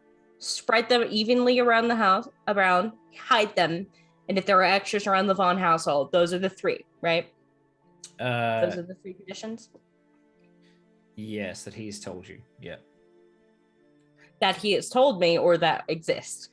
As he's shaking hands, say, if you do anything to try to subvert the wishes of this, or the intent of this agreement, we will find you. And this spell might have unwanted effects. Shit is nuts. Okay. There's a flash, and this sort of like eldritch purple sort of like energy creeps up and over both your shoulders, around your hands, and there's a flash, and it's gone. We'll escort you into the city then. It is lovely working with you near Arron. I never told you my name. You didn't have to. Come with me. You're giving me bad vibes. I'm gonna need to remember this guy's face. Want to run? And you are escorted into the city. Okay. I'd say as Sarah and Gia are collecting things they need, it'd probably take you. You're heading off to the Vaughn house, is that right, Sarah? After getting the items, yeah, for Auric.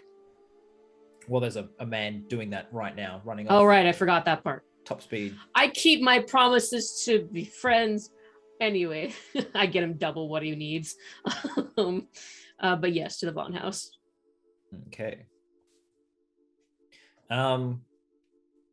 Two of the very large knightly men sort of look down at you as you enter and step in front of the gates. They sort of hit a bell to the side, and after maybe a minute, a door opens on the Vaughn household. So I'm scurrying out. Hello? Is there anything I can do for you? Yes, I'd like to meet with Amir Vaughn. Who should I say is calling? Saren Talonray. I am a good contact of his.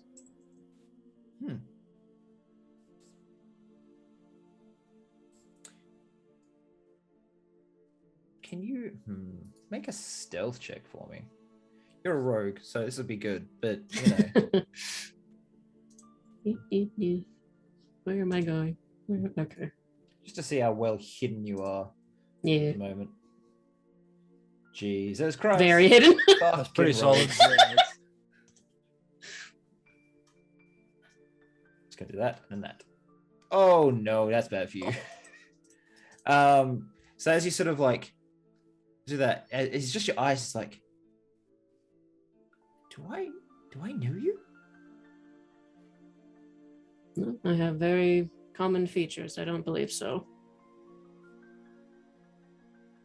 Looks over you, looks down at the weapon on your hip, back to your eyes. Get me Amir. I came with, right? Yeah. I'll lean in behind Saren. You are the lady? No, but I did, but are you not? If there's anything, then Amir can be handling it, yes? Sure, sorry, I was told you were dead. Nothing to worry about. It's way beyond your pay grade. Just handed up the chain of command. Hey, you know the rules. Let's go. Hey, Oh, shush. okay, Don't look like an idiot in front of everyone. make a I don't know what to make with that. Make a Intimidation? check.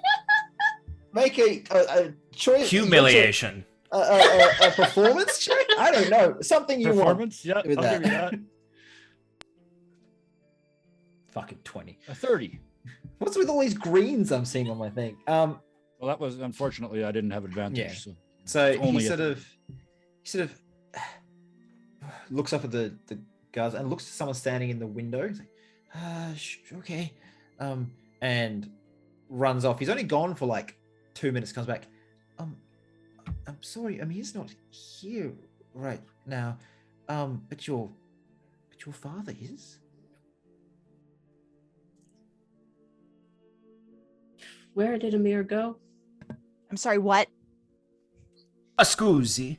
You I don't run know that what- by me again? I am not sure what you're talking about, but do you happen to know where Amir is? I believe he's running a family errand. Something about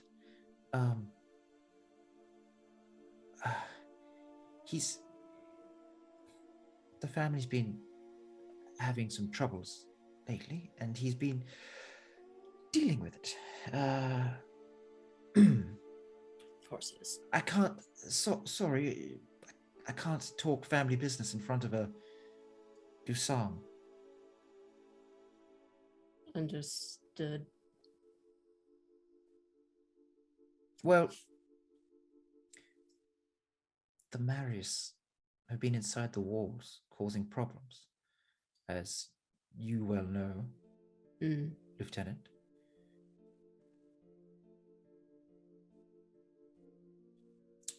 Amir is dealing with one or two of them.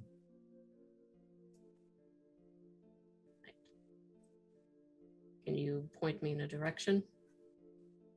I could not. So if you wish, you could come inside and get some refreshments. I could take you to your old room if you wish.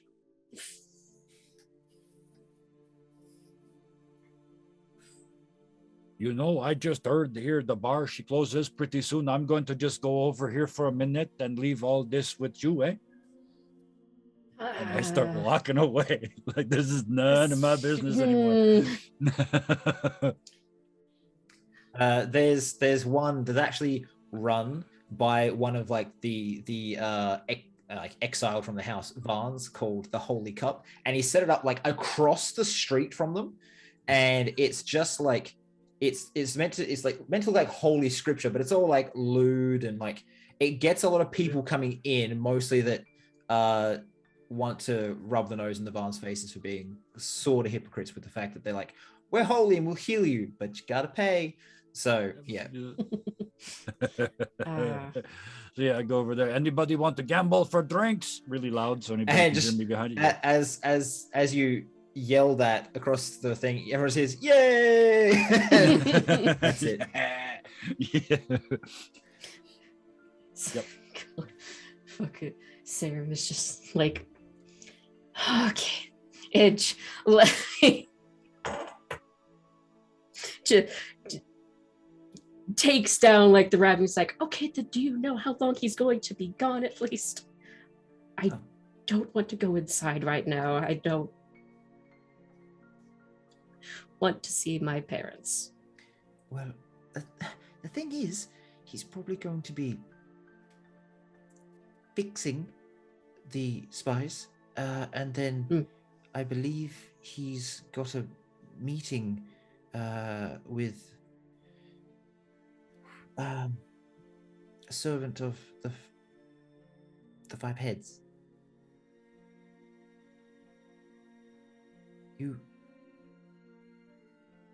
I was told no? No, I do know. No, I was told do. the whole family. I was told you're all. No, don't worry. I didn't know. I just didn't know when this would be happening. Okay. Oh, he sort of like sits there and like thinks about it, and it's just like, you're meant to be dead. I was told the whole family. Oh no, Do you have your ring? I take out my ring. And did you? I try to remember our talks about your background. You were given a ring of induction into this, right? Into the specify the induction Into because the cult. Oh God. Yeah, that was a thing that was handed to me. Yeah, way back when. Okay, so when he says this, did you think that's what he was talking about when he said that, or something different?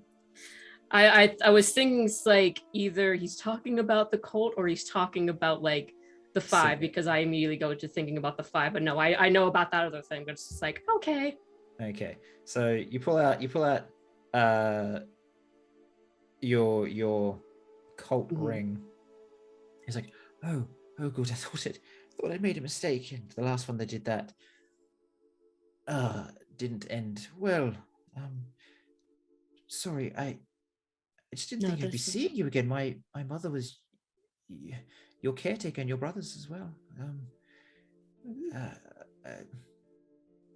It's nice to see you again.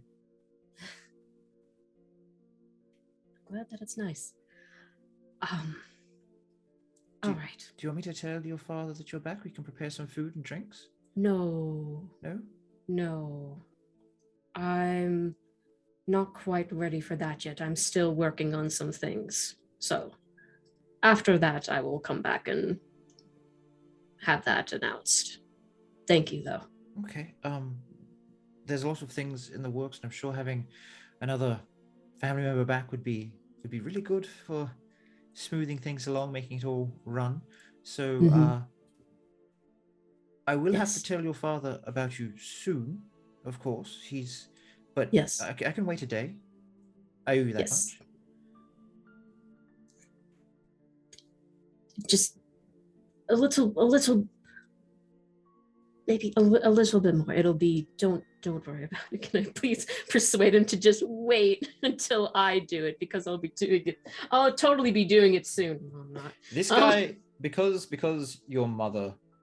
his mother was your caretaker while your parents were on family business. While he didn't like see you a lot, he would see you from like his little like hut outside the main house. His mother always talked about how like you were the daughter she never had. She had, one son herself, and the other son was sort of like a mere sort of thing, because of how much they look after you. So he's willing like to help a little bit. If you make a check, you can roll with advantage. Okay. Yeah, I would like to. Actually, who was the figure that was at the window? You couldn't quite see through the glass. Like you could just see the shape of someone. Damn it. Okay. He looks sort of rotund.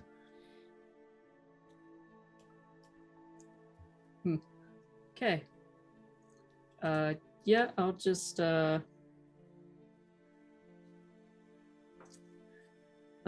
this is like, you know what? Yes, just give me a day and then I'll be back. A day is fine. Excellent. Thank you. It was really lovely to see you again, and I believe your room is still made up. Your parents missed you. We thought you were gone. Yes. Well, a lot happened, but I'm fine and I'm well. Okay. Goodbye. And he'll sort of just bow deeply and then turn away. I'm going to pull that back up and just gonna be like fucking just like go back over to Guy and just like, so fucking nobles, am I right? There's a glass of wine sitting on the table next to me. I've got an ale, but there's a fancy glass of wine sitting there. So I call you Lady Saren, eh? No. Duchess Saren? That's kind of a mouthful. If you say one more thing, I'm going to punch you. You just call me Sarah, nothing else. Hey, Saren, look, that's really good wine, eh? Whatever the hell I'm not calling you. Mm-hmm. I sip on it. As you're both sitting there, you just see Nia and Sloane just like walk past the window, because this house is kind of closer towards the entrance. So they walk past the window on the way through to, I guess, the town center, because there's only a few places in town you guys know. The Varn household, the town center, and there's probably the place where you guys where Auric died in combat. But that's about it. Was it Auric? It was Auric that died, right? Yeah, cool. And that's kind of it. So Can we not think about that right now? I immediately just like, Nia! And I just jump up and I'm running. She runs away. Oh yeah, they are all covered in shit like she is, for sure, eh? And then get up and take the ale and follow slowly. Go freaking run up and hug Nia. Go. Nia, I don't think was expecting to have a Saren tackle her. And I'm gonna say, because she's tiny and you're coming at her with a fair amount of force, she probably falls. I'm sorry. I just Saren. I'm sorry. It's Sloane too. Oh, thank Pop. It is just so good to see that you're actually around here and not across the continent. I'm so glad that you are here. Where's Auric? Are they with Is he you? okay? Auric and Ignis are sleeping right now and recovering in the back of the tavern. So we all made it here, right? Yeah. We're all here. We're fine. Hearing that, she will hug you. Yeah, hug. Sloane's just kind of standing awkwardly. And meet a bit of a companion or kind of guide at the moment. Guy. Gesture towards him. Give him a It's nice to skeptical make look. your acquaintance, and like you guys are both like covered in filth and stuff. So I very pointedly say, I think both of you got a little bit of shit right, like kind of here, right? It's what happens when you run through a burning city. Make deals with gods. Sorry, and make deals with gods. I understand that for sure. Yeah. You guys have had the hell of a ride, eh? You don't know the half of it.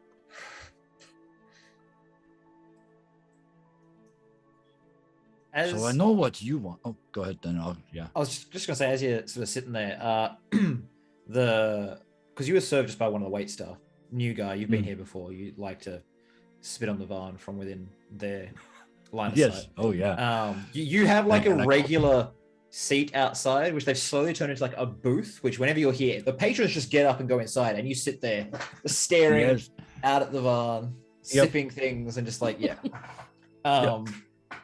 But the barkeep, the guy that owns the place, like, hey, Guy, how have you been? I am well. It has been so long since I have been here, like days and days. In fact, eh? You still You were here allow us yesterday to pee on morning. the fence over there at night, eh? Yeah. I thought I'd tell you, actually, there's a really good place that's opened up just off the water. It's called it's something Bob's One Stop Shop. It's a new tavern. It's that crazy elf that owns that ship has opened a little smithy on it as well. It's insane. God. And Wait, the booze is good, like really good. do I hear this about this crazy elf opening a shop up? Do I hear this? Are you talking about Yako? He's the one that always has that really fast ship that runs supplies in like days. Yeah, him. He's got a friend that's a smith, and The runesmith is still with him? yeah. Well, the shop's been closed for a couple of days, but just thought, a new bar, Gee, it's match made in heaven. I look up at Saren. They're old friends. Oh. They might be able to help. Okay. Well then. Sure. And free drinks, eh? Speaking of free drinks, no, not today. You already helped me, eh? I pay for these. Well, how about this? The guy that runs the place is new to town, and he doesn't know all the local customs. But I can send a boy running over to make sure he's got your favorite on ready for when you get there. What, tonight, tomorrow? When do you think you're going? How long have we got left in today? It's far as like light it's like goes? a half hour before sundown. Okay. You're probably gonna have to go back to grab Auric and Ignis if you're going anywhere real soon. Yeah. I think probably tomorrow, eh? Sounds good. I'll send a runner out first thing in the morning. This is all getting way too weird. I liked it better when I just got free drinks and stopped fights in the bar, eh?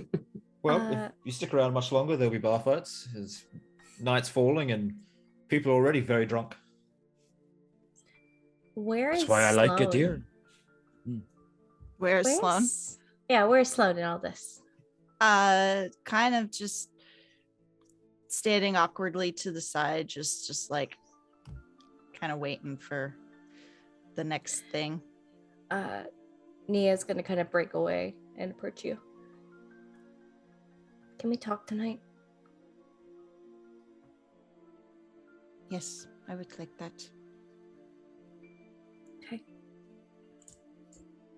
And with like a nod, she'll start heading back over to Saren. You good? I don't know. That's all right. It's hard to know. She's holding a book you haven't seen her hold before to her chest. Where'd you get that? I kind of broke into the Umber Heart vault to get my stuff back. Oh, that's fine. So, journal of yours then? It's Favorite book? Arron's. He Arron? got taken by the cult of the dragons. There's some writings in it that you and Auric might want to look at. Oh yeah. Oh yeah. Definitely. Come on, let's go inside. Yeah. I'm gonna wait for Sloane to follow, but yes. Yeah, I'm following. I'm hoping somebody will show me where Auric is. Yeah, no, I'm friggin' definitely gonna have to take you back to the place. So to get you to Auric and where Ignis is. But Because there's I'm only not so gonna- many bed there, so I got a place of my own, eh, like a house. So you guys go there, and in the morning I come and get you, eh? Okay. Okay. Gonna go over just quickly to Guy, like before like we do like the split off for the night, and like Arron was just like, this group doesn't know about that part. So don't mention it. Unless you want to meet my swords. And the grin just gets huge and puts his hand over his heart and says, I promise I won't mention your parts to no one. And big, obvious wink. We'll be dealt with at a later point. I'd appreciate it. As you guys leave to head off to the bar with Auric and Guy sort of splits off, before he's too far away, this like 16-year-old guy comes running up. Guy, sir, I have we have vellum for you. Follow that bunch over there and make sure that that they get it, eh? Okay, I believe the sleepy man who wanted it also wanted a word with you. Are you heading that way tonight, or are you going home? What's happening? Now that you mention it, I think you're right. I got one place I got to go first. I'll be there in about an hour. You tell them I'm coming, eh? Okay. And he just runs off again. And And I he seemed like hurried stopped and- and turned and then runs to the guys that you told him to follow, and he's just sort of like, for you, and just hands like a pile of vellum and ink over to you. Yep, that's for Auric. Thank you. Nods and just bolts away again. And I quickly want to go to the down to where Bob's one shop stop is and do like a speed round the block recon of it before I go back to the hotel. Quite a nice place. It's 3 stories tall. It's like he's converted. He bought like a warehouse sort of thing, and then knocked half of it down, and has built like extra levels inside, and has sort of like redone the outside nicely. Then there's like attached to the side is a newly built smithy. Between the smithy and the tavern is a shop which has items of all sorts. It's a general store sort of thing, but it does have this like section of just locked behind bars and then glass, and you can see on the inside of the glass like shaped wards for magic items. And it's like you sort of like, this is this is a lot. Interesting, eh? That don't pop up all the time. Oh well, tomorrow, and then make my way back. Nice to know that Bob landed on his feet at least. After everything we did to that man. Right, so I imagine you'd probably, knowing the city, you'd probably get to the tavern pretty much like only a couple of minutes after the main party. That makes sense, yeah. As you all walk in, and a lot of the patrons have left, it's still full, but it's not packed. As these guys are all standing around sort of looking, as you walk in behind them, and the bartender just whistles and waves his hand towards the group, and they're like, oh, yep, gee. They all go and stand at the bar, and this table's set for you. And Auric, hearing the whistle and probably hearing Sloane, because she's not exactly a quiet person, you would, I guess, venture out from your room. You've woken up at this point. Yeah, I think quiet still, but you've woken up. Mm-hmm. Yeah, Auric would step out and see them all, and sort of grasping at his, just generally holding himself a little bit, leaning against the wall. He would smile and join them, but singular-minded as always. And you all may notice this. He doesn't greet you. He just goes and immediately goes to Guy.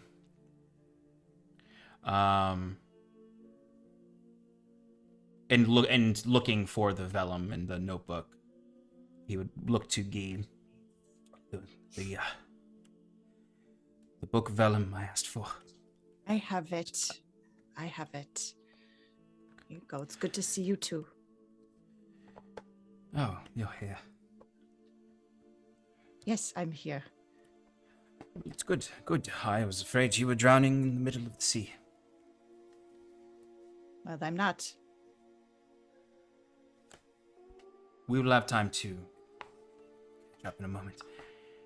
Guy, that sergeant of yours, where does he live?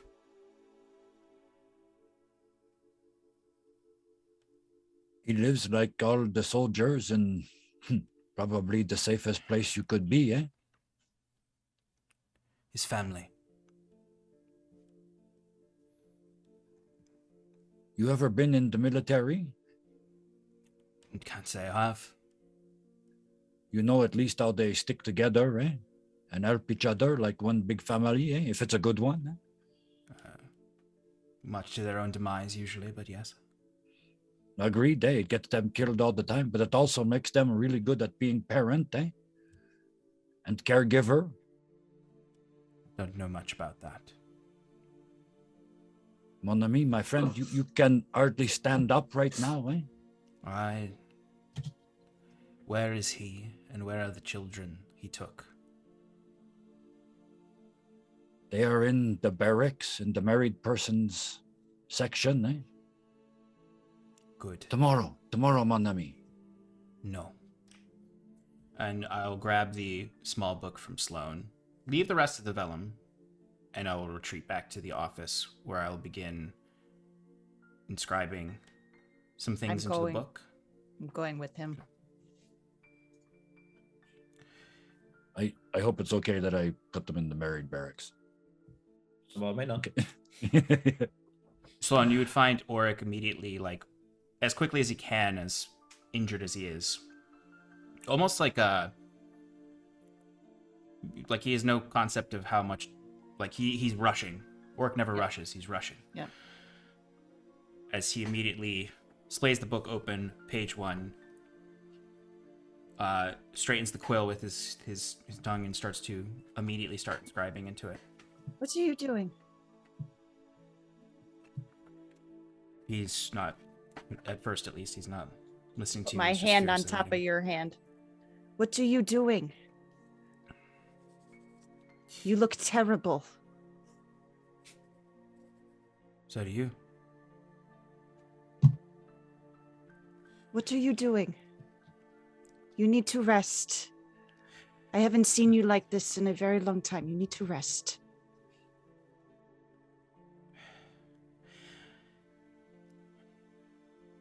He puts the quill down for a moment, and then he looks away and then looks back at her. Sloan, I don't know how to take care of anyone. I've What done do you a mean? shit job of taking care of you, of taking care of Nia, my daughter, Leaf, Saros, these fucking spiders. You have not. You've taken care of me. I wouldn't be here if it weren't for you. I wouldn't be here if it weren't for you, cause, in effect, Sloan, I'd be dead in a tree. Starved to death, unable to reach a simple spell book. And I wouldn't be able to use words like exception if it weren't for you. It's a fucking word. Someone could teach you. I don't want anyone else to teach you. I want you to teach me. Have you ever been reminded of what time really is? What do you mean? I have lived for centuries. Possibly millennia. I don't know. You've trouble remembering words, right? The larger they are, Yes. the more important they are. Spelling. I have trouble remembering you. I have trouble remembering what year it is. I don't remember even the concept of being a child. I don't remember my parents. And I've always lived my life thinking this was right and normal and exactly how I should be, and I only look to a future. The past never mattered. But suddenly I've seen a darkness. I've seen the period at the end of the sentence.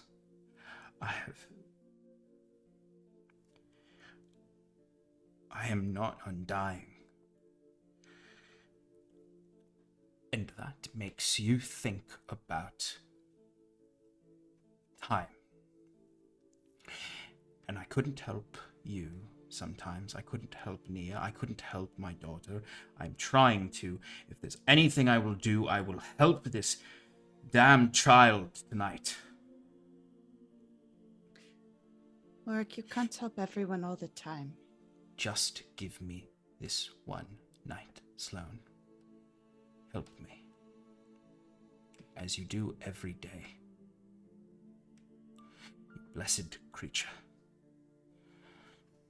Sloan, Auric, as you're talking, you start to become aware that there are hundreds of spiders along the walls, little ones. Oh, God. And they are weaving this tapestry. And it shows Auric hanging upside down in a tree. It shows you ferrying Nia back to safety. It shows you wandering the woods with your former magical professor learning how things worked. Before that, when you were a bard, entertaining children with songs and learning new stories. There's a image of you holding your daughter for the very first time. All these sort of important moments of your life, as you're talking about time and how you don't remember things. It's just the big things that are appearing. And as they finish, these little creatures just sort of all in the weirdest way ring you and bow before scuttling away. You may not remember, but other people do. It's what I'm trying to do. Sloane, give me but a moment, and then help me to the barracks, and I'll show you what I'm trying to do. All right. And Oracle will Only a- take... I'll Go ahead. holding the quill. It's like only a moment. Moment is Only my kind of moment, not but a your kind of moment. flutter of Gladstone's wings. A moment, and then help me. Always. Oric will take about a half hour to finish the inscriptions he wanted in the book. And then he'll get Sloane together. They will walk to the barracks. Okay. And It's knock now on the door. nighttime, and there's Mhm. no one on the street but you two. Sloane. Continue. Actually, no. We'll wait. Till we Where get are we going? there. To find the young lad that had everything taken from him. Just wait. You will see. Bring me there. To the barracks. Okay, so as you guys are walking through the city, the rest in the bar, I imagine, will... Guy, do you end up heading home now? Or are you just going to stay in the bar overnight?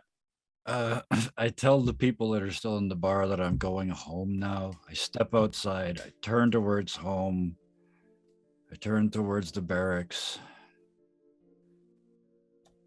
Ah, shit. And I head towards the barracks and follow these two about a block behind. I don't want to be like, I'm just in guard mode because I know how bad this city gets at night.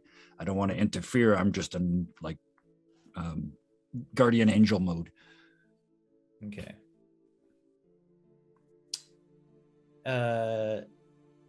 Nia, Sarah, you guys... What are you guys doing? And Nia, I imagine you're freaking exhausted. Yeah, but I have some things I need to tell Saren that are a little important to maybe something I got myself into. Okay, Oh, boy. You two are sitting at the bar.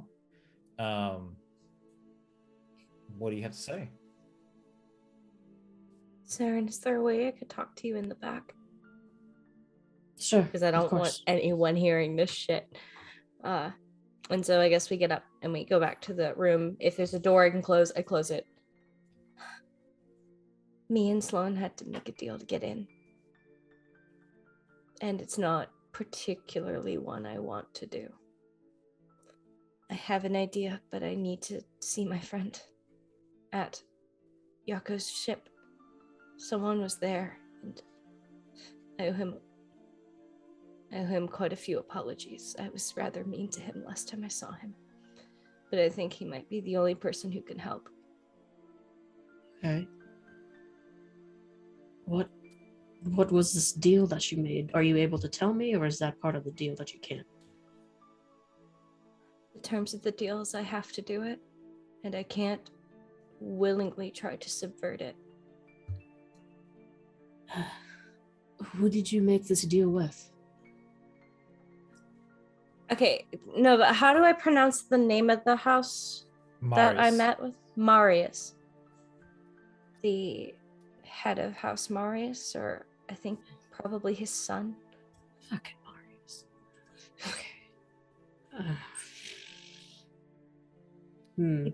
He swore me to a very powerful spell. Okay. Okay. It was the only thing I could do to get me and Sloan in the city as quickly as possible without causing a scene. Yeah, sadly, frankly, the city is just shit. It's not much better anywhere else. Sadly.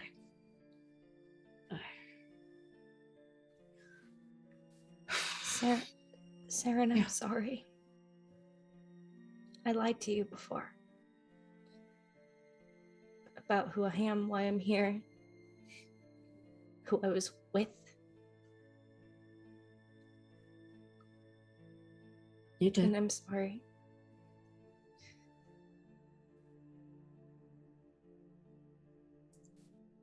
Well, you had a reason. I'm gonna try that again. You had a reason to lie. You had a reason to lie. Right? I thought I did.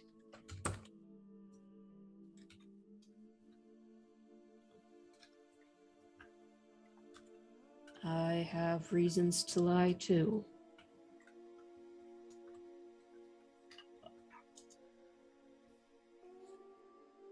This is going to be hard, and it's already something that's shooting me in the foot, so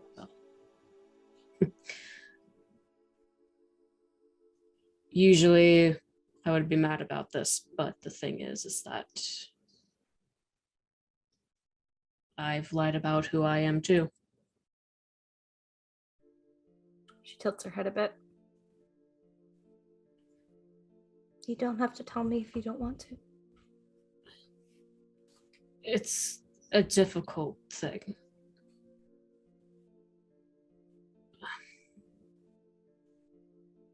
We can talk in the morning. We're both tired.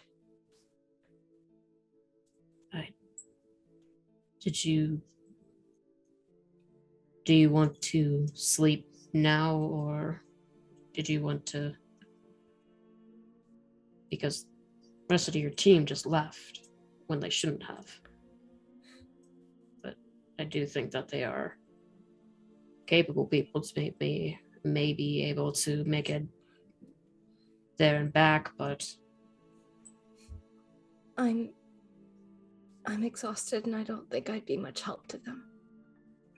Sloan's strong. So is Oric. I'll make it back. all right. I trust you on that. And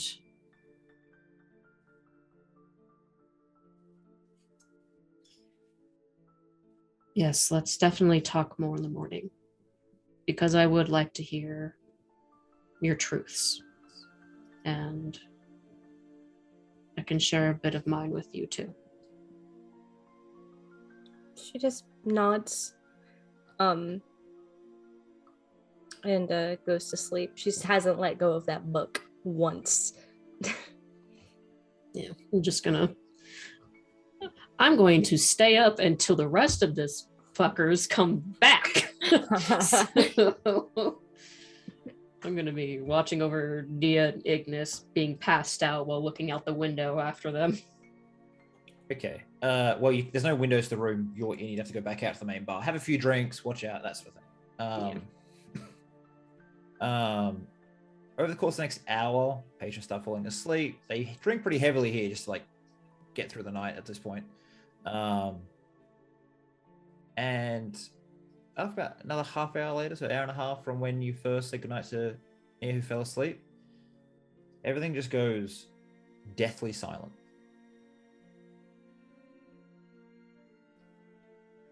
You guys are the ones in trouble, are you? Nia, you wake up to a tap on your shoulder. She probably sleepily blinks awake. Tries to look at whoever's tapping her. You see a metal man, the faceless, just smooth mask, and he sort of is just kneeling by your bed and then taps your arm. Like my metal arm? Yep. She just kind of gives him a quizzical look. I'm guessing I'm in the silence. I can't speak, can I? He will lift it up gently and start just opening some of the contraptions of the middle arm, and just sort of like from his fingers, you see small tools start to just protrude, and he starts just working at it, making sure it's all good. He takes out one small whirring piece and replaces it with something else, and you sort of just feel this like shock go through your arm as it just feels better now, like it's almost like a power source to it, to give it more range of motion, and just feels more natural. You can actually, as you do that, you notice that you can now feel it as well, like he's imbued it with something to give it sense. He sits there and he taps his heart, like where it would be, and then taps your like sternum gently, and then sort of like puts his hands on your shoulders in like almost like a big brother, like you got this sort of thing, and then puts what would be his forehead to yours, squeezes you gently, and then gets up and gives you this very like sort of overt bow, like, the whole sweeping an arm under him down. And as he walks away, you realize he's torn a hole in the side of the building, and he just walks straight out of it. Oh. And that's what the sound like after like a second, you just hear the end of that "oh" as the sound comes back. He's also as you sit there, you see that there's a piece like right next to you on the bedside table is a golden rose, which you can see he's actually like, there's like thumbprint almost, where he's like made it himself with just a piece of flat gold, and he's like made it for you, there for you. I put it away. I take it and I put it in my bag before it can be seen. I don't know who is up, who sees this. I don't know where Sarah is in all this, but Nia, she kind of smiles to herself a little bit, and like a reassurance on her face as she kind of like opens and closes her hand, and she's, for the first time in many months, feeling another limb on the side of her body. Saren, I imagine with this silence, you would have done something. So what would you have done? I would have first just noticing it, like she probably would have been like, huh? And then notice I can't hear myself. And then it's like, oh shit. And then it's like, she just immediately just starts running around looking for the source of this. And my main concern is murderers, my friends in the back. So yeah, gonna immediately go out into the room where Nia and Ignis is, and there's a big hole. And then probably it's just you get to the door for that room, and you expect to sort of run straight and you bounce off it. It's jammed. The door won't open. You can't turn the handle. And as he leaves and the silence leaves, now you can just hear the bang bang, someone trying to get in, and you can now hear if Saren's saying anything. You can hear her say anything. Nia, are you in there? Are you okay? Nia will get up again after the rose is stashed away. I don't want that being seen. But Nia will get up and she'll try to examine the damage done on the door. Is it just what did he do? A metal handle that comes out, right? And then there's a bit where usually a key would go in. And what he's done is he's bent that handle to pierce into the door, and then just grabbed the metal for where the locking piece would be and shoved it into the frame. I'm here. I'm okay. We're okay. I Fuck is happening? What happened? Did something happen? pain came. Can't lie about this. There's a hole in the wall. And as you sit there reeling in shock, Saren, we will end the session. Because it feels like a good time to end it. A lot of things happened in this session. Holy shit. A lot of things did happen in this session. Fucking come back with a bang, don't we, guys? Holy God. I hope you enjoyed Come it. back with a bang. That was my first go with you guys. Oof.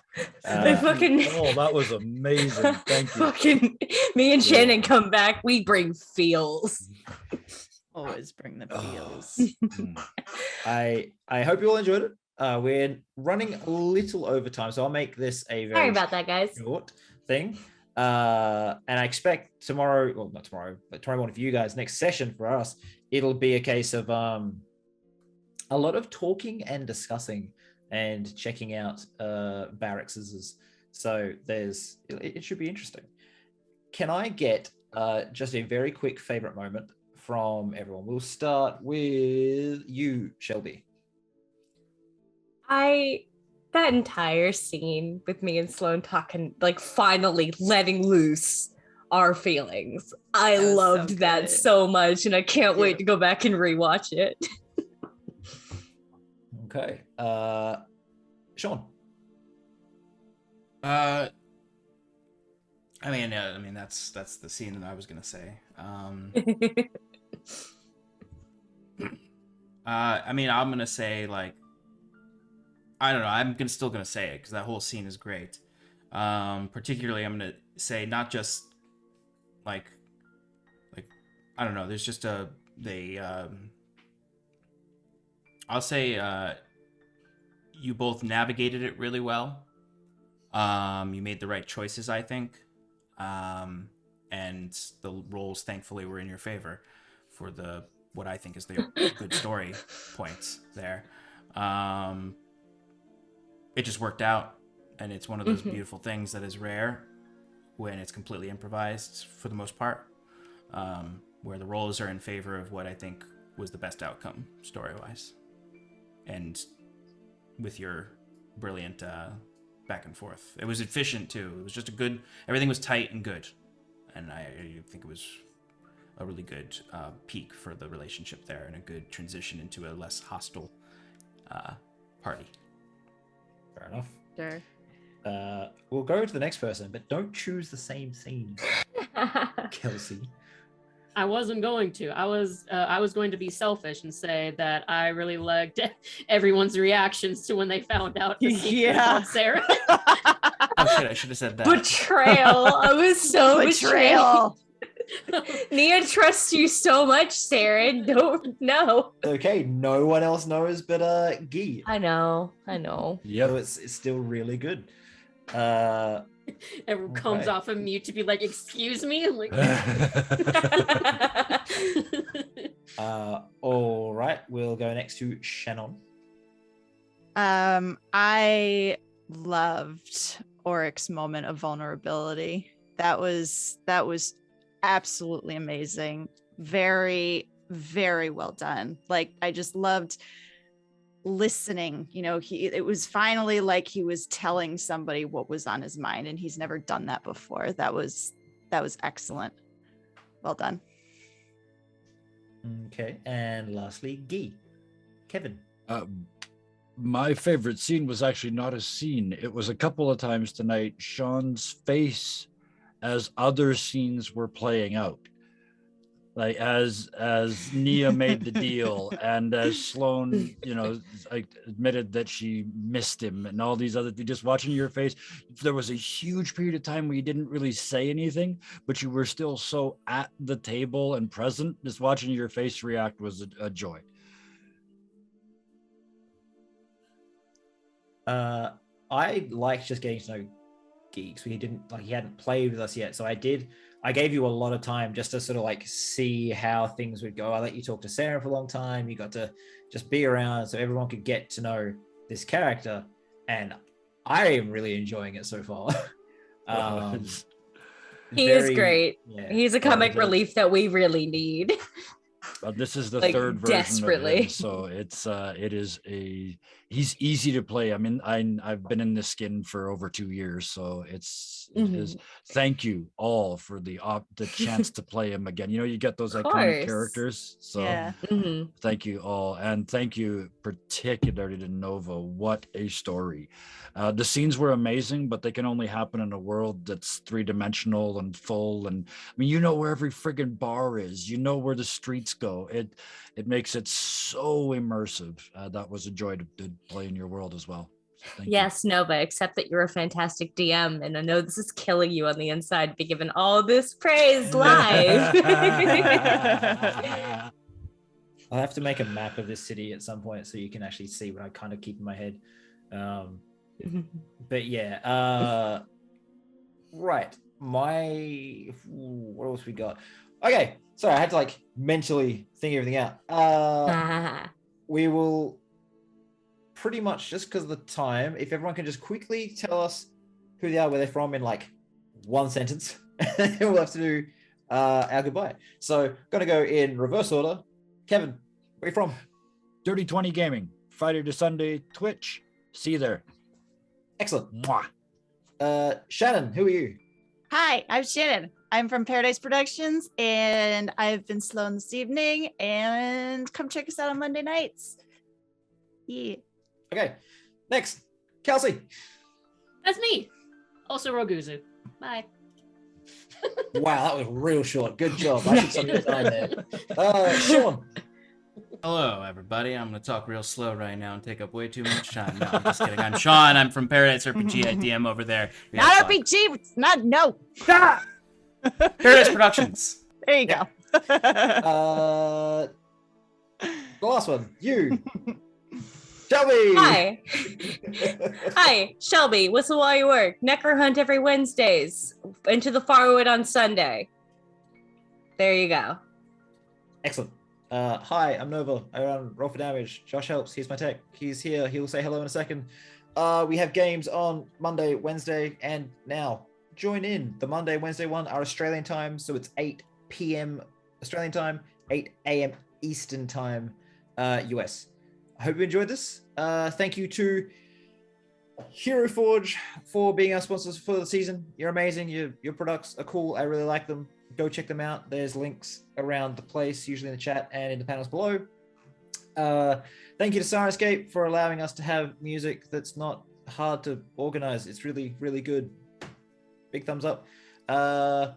Thanks to Dingo for having friggin' their new book coming out, foolsgold5e.com. Go check it out. We also have a link that will come up in chat. It's exclamation fools, I think.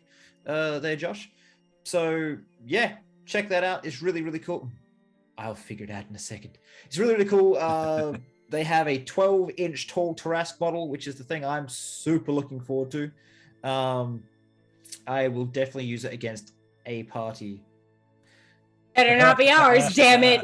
You put us up against the Yes. fucking. You put us up against the green-headed Tiamat 2 fucking seasons ago. Don't you dare.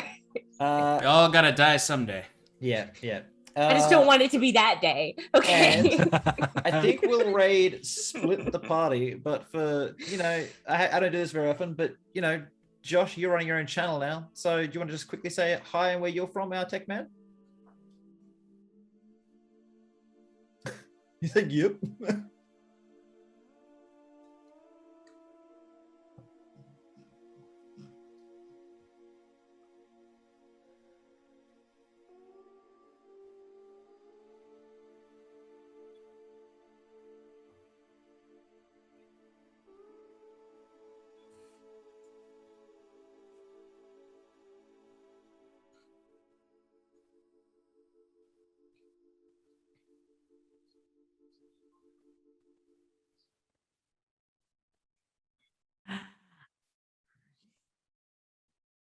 Woo.